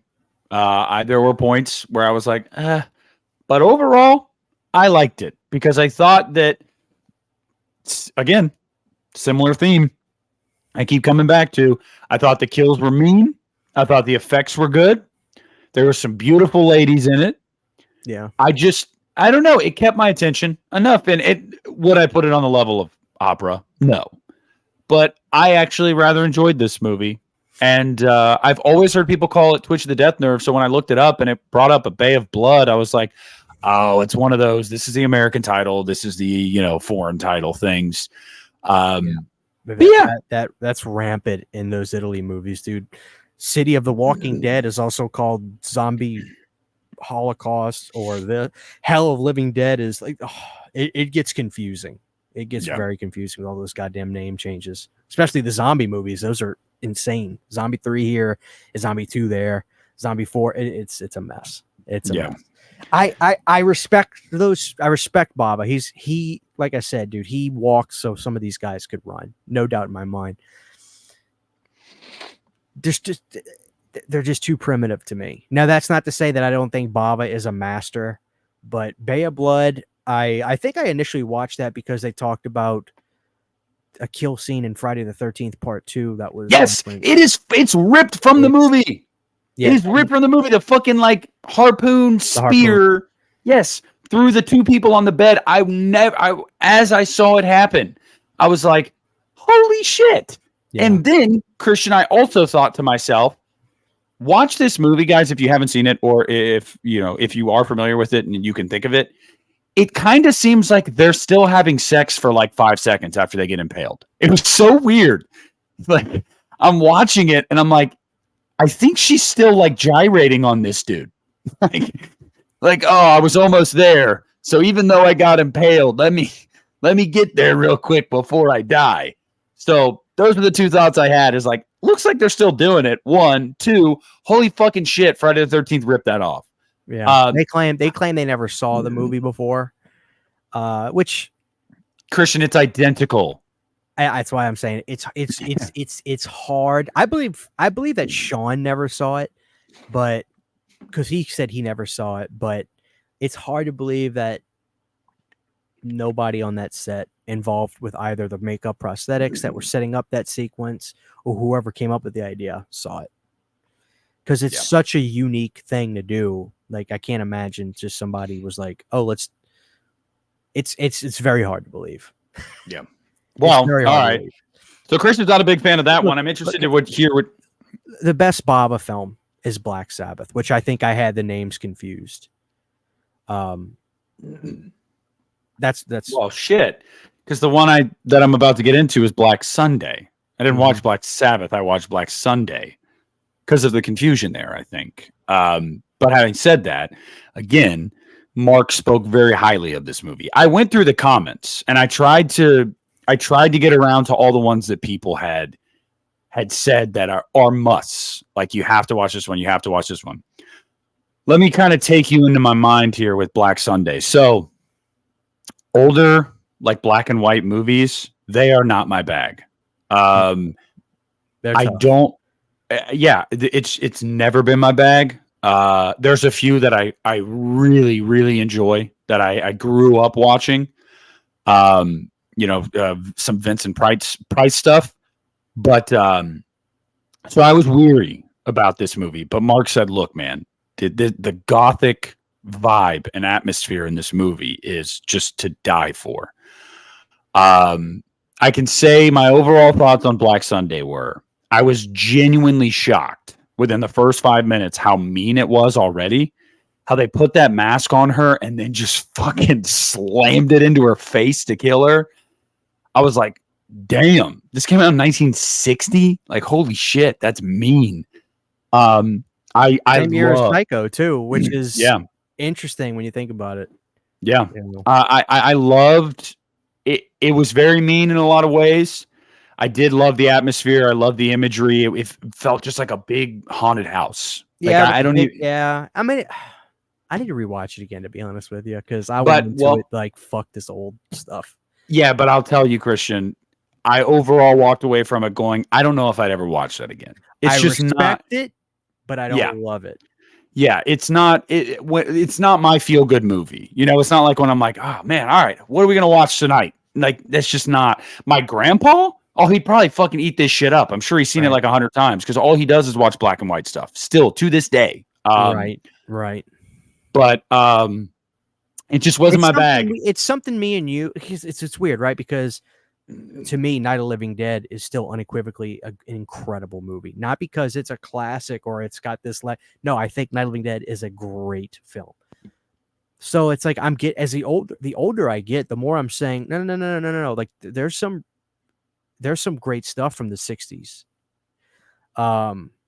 Which I know sounds ridiculous, but look, I'm just being honest. Like the older I get, the older the movies are I enjoy and the music I listen to. So, but the 60s, it's still, kind of touch and go with me. Like there's almost like this weird cutoff stuff. Like I'm starting to get into Jess Franco stuff now. And, I really wish she would have saw Sabbath. She could have saw that old one. Because it's like this, I think it's an anthology style movie, really. But there's this fucking woman in the bed. Do you have your phone on you? Yeah. Did I send you a picture of this? Just type in Black Sabbath Mario Bava and look at this woman's face. There's this shot of her that zooms into her from a distance in the bed. It is fucking. Oh, the longer you look at it, the longer you look at it. It looks like Glenn, Glinda. But here's the thing, that doesn't do it any. So that part of the movie, the woman's reaching to see if she's moved, but there's a shot of her that just goes in real slow and tightens in. It is. I respect where I'll definitely give Mark the credit for probably being a lot more attuned to these movies and has more of a history with these movies. I don't know how old Mark is or anything like that. So of course I respect his opinion 1,000%. Pretty sure he's our age. But I gotta say, I think Sabbath is it. Now this was panned when it came out. Sabbath was critical commercial failure for Bava. But now it's a cult phenomenon, and it's in one of the scariest movie moments ever. Shudder did this thing called those 101 scariest movie moments, which was actually sensational, and they put in this, and this is where I was like, oh fuck, I gotta see that. So then I watched Sabbath because of that documentary they did, and it is freaky shit. Oh my god. But Bava is like, he is a legend, but I think you gotta. It's like he's a mountain up here where I've got to climb to be able to really appreciate his movies even more. And I'm climbing it, but I'm not there. I'm not there yet to where I can see. It seems like if Italian horror in and of itself is an acquired taste, it seems like Bava is an especially acquired taste. If Italian horror is like beer, like it's an acquired taste, Bava is like an IPA. Like I'd agree with that, yeah. And he's the godfather of this whole thing, but I don't know. I'll get there. Well, I'll get there. But I love Sabbath. I liked Black Sunday enough, but like I said, it's not my that is not my bag. And I remember Mark was like, because last month I was doing a series on my channel that I had never done. I couldn't believe I hadn't done it. Like picking my favorite horror movie from each year of the decades, and I would do like 90s, 80s. And he was like, "All right, now one real test for you. Do the 60s." And I was like, "Yeah, I don't know about that one. I don't think I've seen enough to even do that." Yeah. There's great stuff. There's great sleazy Hammer titles, but for me, as long as I probably live, it's going to be if we're going 60s, it's going to be Night of the Living Dead. Yeah. It's going to be very hard to ever beat that for me. But Sabbath is up there. Sabbath and it's in color. Sabbath is in color. Okay, that's good. I'm interested to see what you think about this next one that I watched, because when I posted it, I had multiple people be like, "Oh, you're watching this one?" Trauma. Not a fan of it.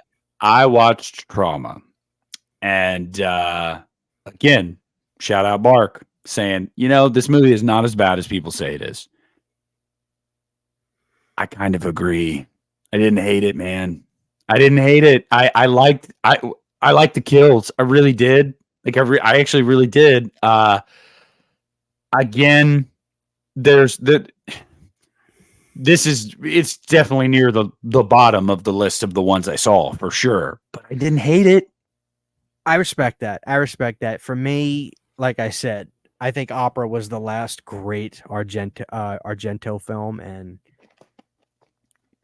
I think the killer's just really mean in this movie. Like the method of murder is especially mean, and I kind of dug that. Now, a lot of the characters are really contemptible in the sense of like they're annoying or they're stupid. And I'm just like, I can't get behind this. Like the chick that is just like, she's a train wreck.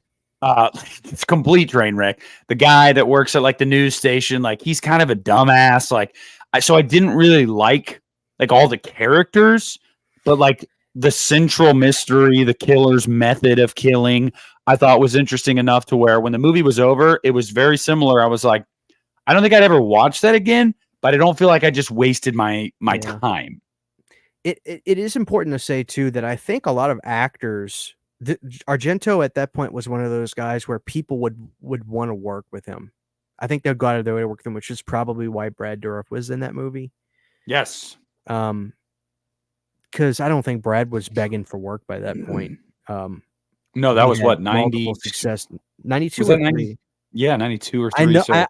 I just know for a fact because when I heard that when I heard a lot of people say Opera was the last great Argento film, I wanted to prove that wrong.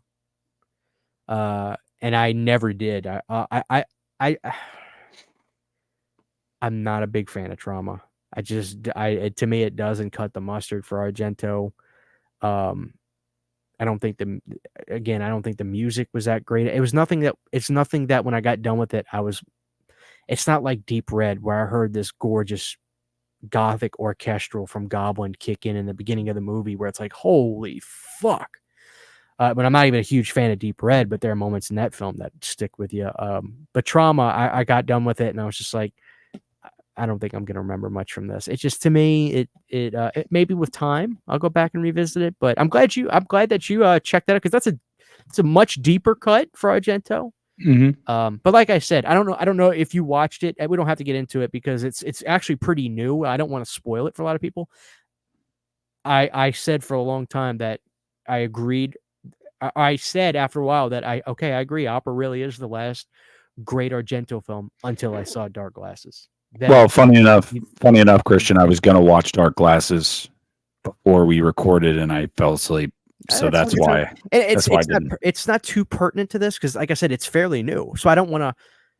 It's a great premise. It's a really smart premise, and I think that he still has it. I don't know how this motherfucker pulled off a movie this good in his late 70s, but I think Dark Glasses, aka Black Glasses, depending on where you are in the world, which most of you people are in America, the movie's on Shudder, and you can pick up the Blu-ray from RLJ Entertainment. It's a budget blue, cost you about $12. The motherfucker's back. I don't know how to me, this was the next great Argento film since Opera. Cool that you watched Trauma, though. I'm surprised you watched that.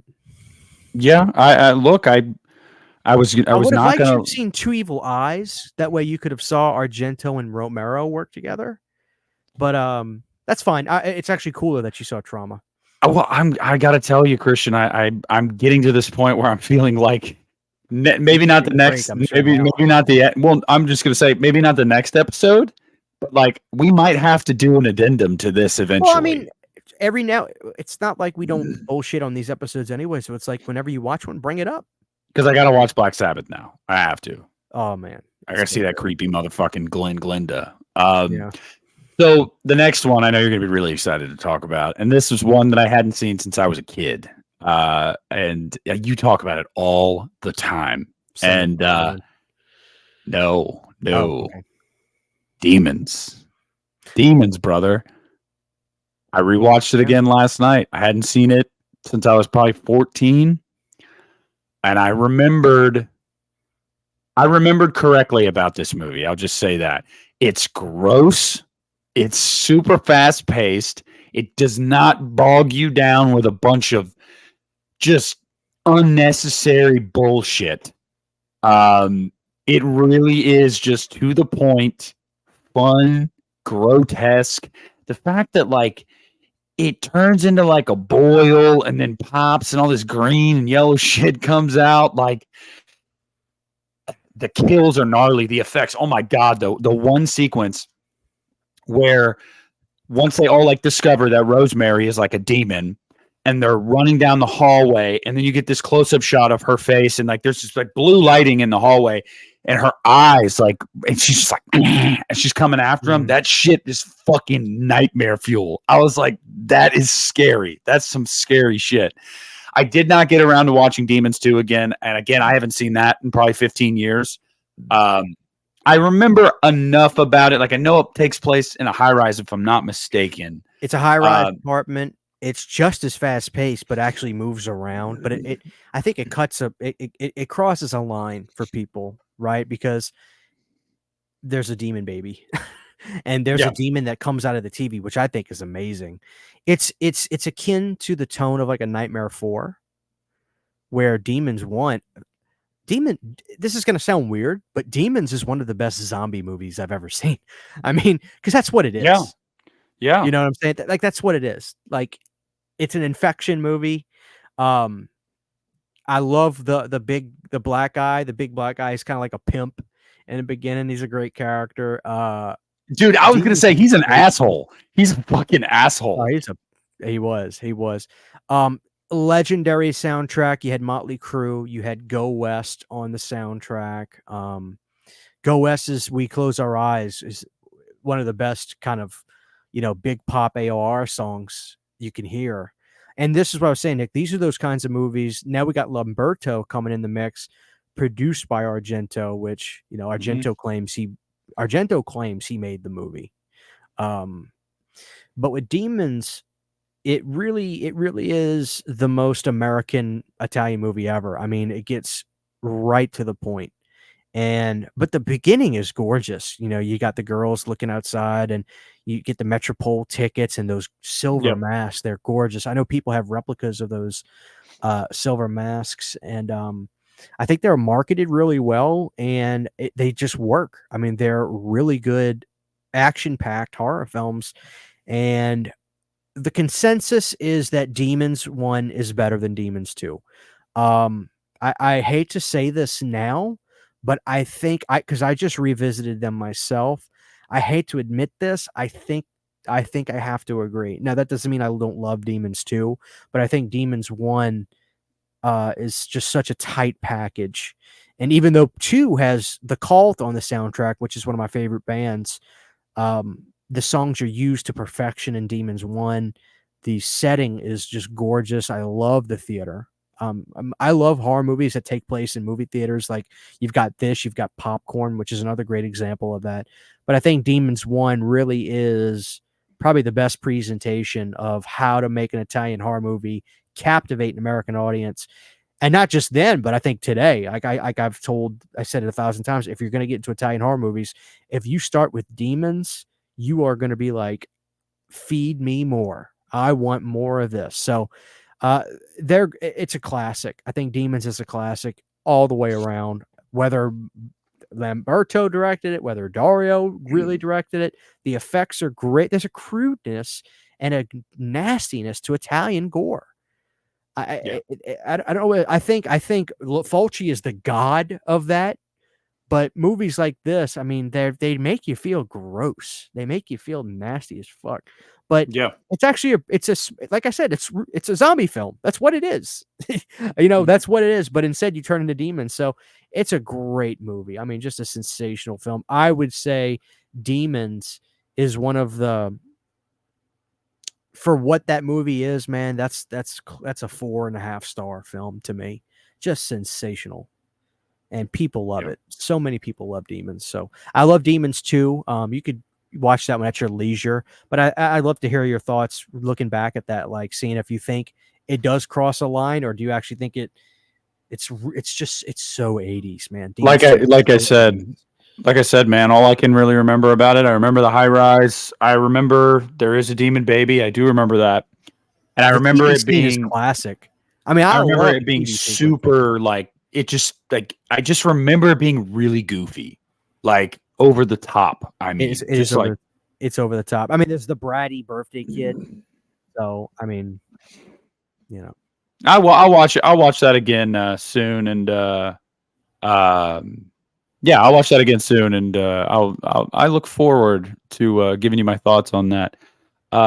So yeah, Cemetery Man, Christian, Cemetery Man. Help me with this movie. Okay, I liked Cemetery Man. Can I just say this about Cemetery Man? Then I'm gonna let you go. Yeah. Possibly the greatest Italian horror film ever made. Wow. Okay. High visually, praise. I have never been more. The visuals in Cemetery Man are chilling. There are moments visually that will bring you to a knee. Whether they're goofy scenes or not, there are moments in Cemetery Man that the hair on the back of my neck stands up. Now, this movie is wacko bizarre. Oh, fucking insane. Okay, so my quick thoughts on Cemetery Man. I didn't realize what kind of movie I was getting myself into. I was expecting what I had seen up to that point. Non-linear plot, gross, really mean, nihilistic. No, Cemetery Man, yeah, it is really gross. There's some effects in this movie that I couldn't believe. I was like, dude, what the fuck? The decapitation on the motorcycle, I was like, oh wow. But the thing that stood out to me about Cemetery Man, Christian, believe it or not, I don't know if you can still hear me. Can you? Yes? Okay. Yeah, I can hear you. I'm sorry. It's so jokey. It's so the two themes are like diametrically opposed. You have some just truly like unsettling grotesque imagery, while also hints of like comedy and zaniness. And it's just like, and I feel like that's part of the reason why the movie resonated with me. And I still don't know where I land on it. Like, I don't know how I feel about it, because I feel like the tones are battling each other. And that's probably the beauty of the movie and why so many people like it. I feel like it's the Italian Brain Dead.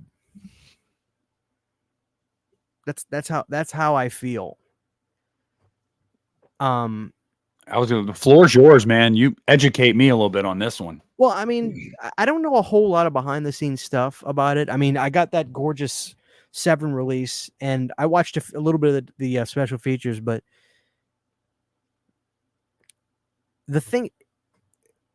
there's something so chaotic about it tonally.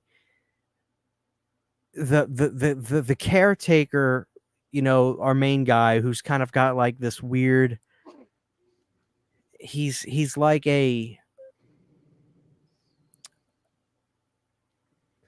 B personality version of like Ash almost. Like, he's our lead character, and he's like a type B personality. He's very passive. this gorgeous love interest he has. It's like everything seems so kind of dreamlike. It's then all of a sudden, you know, the thing about Cemetery Man that I'll never forget, and it truly haunted me. The girl dies, and he has her body in this almost catacomb-esque mausoleum. It's mildewy. There's water dropping everywhere. There's these things on the wall, and she has this sheet over her. The moment where she sits up, and you can almost just see her eyes through this sheet, and like there's something so creepy about putting sex into death the way they do in these movies with the visuals, where you see the sheet over this girl and you can see this face. Oh my God. That scene, and people know if you've seen the movie, you know what I'm talking about. It fucks with me. I mean, it fucks with me. And the other moment in Cemetery Man that truly just like haunts me, and it's a funny scene. There's a sequence where they're getting ready to bury somebody, and they have this person in a glass casket. The visual of that, it's a funny scene too. I mean, like, Yes. but there's something about this there's a dead person in this glass casket. I never forgot that. I don't know. Cemetery Man just fucks with me. The reason it is so impactful to me, Nick, I learned about Cemetery Man well before I got into any of this. I saw Cemetery Man before I had any of this behind me. So there is a guy named James Rolfe who goes by the Angry Video Game Nerd, Cinemasker, legendary guy, basically a pioneer for all the stuff that we do on YouTube, reviews, all this kind of stuff. He's been doing it since 2001. Yeah, I'm familiar. I just happened in 2009 to see him talk about a movie called Cemetery Man, and I went to go find the DVD of it, and I did, and I was like, well, I want to see that. I hadn't even cracked the door before learning about movies like Demons or this or that, or movies like anything Fulci did that pressed the envelope visually to where if you're the kid that grows up just seeing, Jeepers Creepers or The Others or Saw, like you just see those kinds of horror movies, then you see randomly a Cemetery Man, which is a movie that presses the envelope visually in this extreme way. I was like, what? I felt illegal seeing that movie for the first time, but it's hysterical. The lead actor, he is so lovable, but his Morty like sidekick helper guy, the blobby guy, he's gross. There's a scene where didn't he have like a love interest? Like I'm trying to remember. Was that a scene where like he had a dead love interest, like this girl's head? Yeah. Yes, the head. Yep. Dude, it's fucking weird, dude. It's so weird that it's even more disturbing that it's approached funny. I think that's what it is. Because it's so there's a threshold that Cemetery Man leaps over, not much less walks over, but leaps over it to where I don't know. It's that's what it is, I guess. It's kind of hard. There's an X factor. There's an X factor of Cemetery Man. But I'll never forget. I got to go back to that visual of the girl. She's got the drape over her in that mini mausoleum cemetery plot where the water's leaking in. It looks disgusting in there. And you see the body sit up. It fucking haunts me till this very day. And seeing it on 4K when they put that out, man. Yeah. Jesus fucking Christ. It is a legendary film. It's revered. Della Morte dell'Amore is how it's also known. It's revered by many to be one of the greatest in the Italian world. And there are if you catch me on the right day, if you just get me talking about the movie, you will hear me say it's the greatest Italian horror film ever made. And I would not argue. I think it's Suspiria or Zombie. but catch me on the right day at the right time, and I will agree that it's Cemetery. And part of me does think it is Cemetery Man, because everything about it just defies everything. It came out in 1994. 94. Yeah, my birth year. It's like, what? Yeah, What? I know, dude. No, I know. My thoughts exactly. Okay, I don't know how else better to put that into words. It's just, I feel like that's a good ending point too, Christian. 2 hours on, I feel like Cemetery Man is, yeah. I don't really know. I don't really know. Yeah, it's a great way to cap things off, and there's still films I'm discovering. There's deep cuts like The Strange Vice of Mrs. Worth, which is a good one. Another great one is a Lucio Fulci film called Don't Torture a Duckling, which you might have heard of. I don't know if I've heard of it, but I haven't seen it. It's basically Fulci talking about the sins of the Catholic Church, in a very raw, brutal way. We talk now about, is Damien Leone going to kill kids in Terrifier 3? Ladies and gentlemen, Lucio Fulci would like to have a word with you. So, and it's funny when you watch some of these movies back, how insanely dark they get in the subject matter. I guess to ask you a final question, you've experienced a number of films now. You've experienced some quirky ones like Monster Dog, some legitimately great movies like Opera, and which I would consider Creepers. If hopefully you can be able to see that cut one day, or and you've experienced a lot of Fulci. End of the day, gun to the head, somebody says, who is the master? Who is the king? I think you don't top I don't think you don't top Zombie, City of the Living Dead, and The Beyond. I think Lucio Fulci is in fact the Italian horror master, the greatest to ever do it. That's my opinion, and I'm sticking to it. But now that you've experienced too, because you've got the Fulci people, you've got the Argento people. Where do you think you're at now that you've experienced a lot of the hits from both? So, if you're looking for the nightmare, the stuff that'll unsettle you, it's Fulci. If you're looking for more narrative most of the time, it's Argento. If you're more into, I would say, I guess the old school, it's probably Bava. It really just depends on your taste, I guess. As much as I liked some of Argento's movies, and I really did, specifically Opera and Tenebrae, I really like those movies, and I'm excited to watch the Creepers cut of Phenomena. I'm just gonna buy it. But I have to say Fulci, simply because I still think the apex is Zombie. In my opinion, I still think that's the apex. Opera's right there. But I do think Zombie's the apex. And nothing in any of these movies ever got under my skin like some of the shit I saw in Fulci's movies.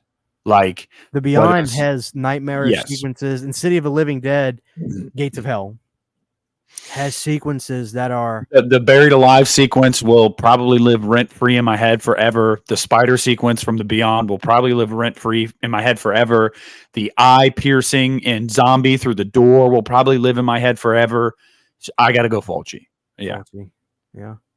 And like I said, guys, I think I spelled it out pretty clearly. Like, if one of these guys is going to be your thing based off of this or this. And for me, especially now as an almost 30-year-old, I look at, like, movies don't really scare me or impact me as, like, nearly at all anymore. It's very rare that I find something that really unsettles me.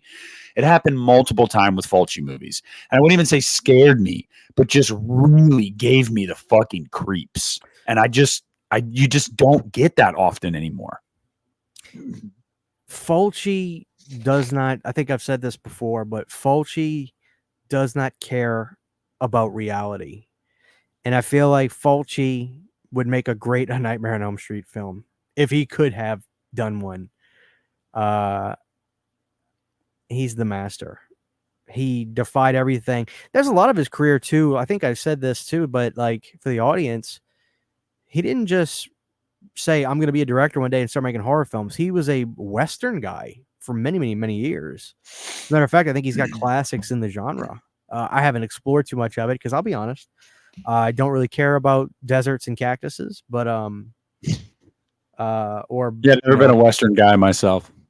so but yeah, I think there's no wrong answer, guys. If you like Soavi, if you like there's others Sergio, there's great Italian directors. You gotta, but the thing is, you gotta find this out on your own. I mean, you have to explore these movies. I think I've spelled out a pretty good blueprint for you guys to get into this. Like I said, start out with movies that meet the American audience halfway. Start out with Demons 1 and 2. Go to a Nightmare Beach. Then go to a Zombie. Zombie will show you things you never thought were possible to be put on film. Like, how many of you guys ever thought you'd see a guy as a zombie fight a tiger shark? Never. In real life. Yeah. I mean, they did that. So, and listen, guys, and for y'all that may hear me say that I prefer Zombie over Dawn of the Dead, like, I don't say anything to get a rise out of my audience.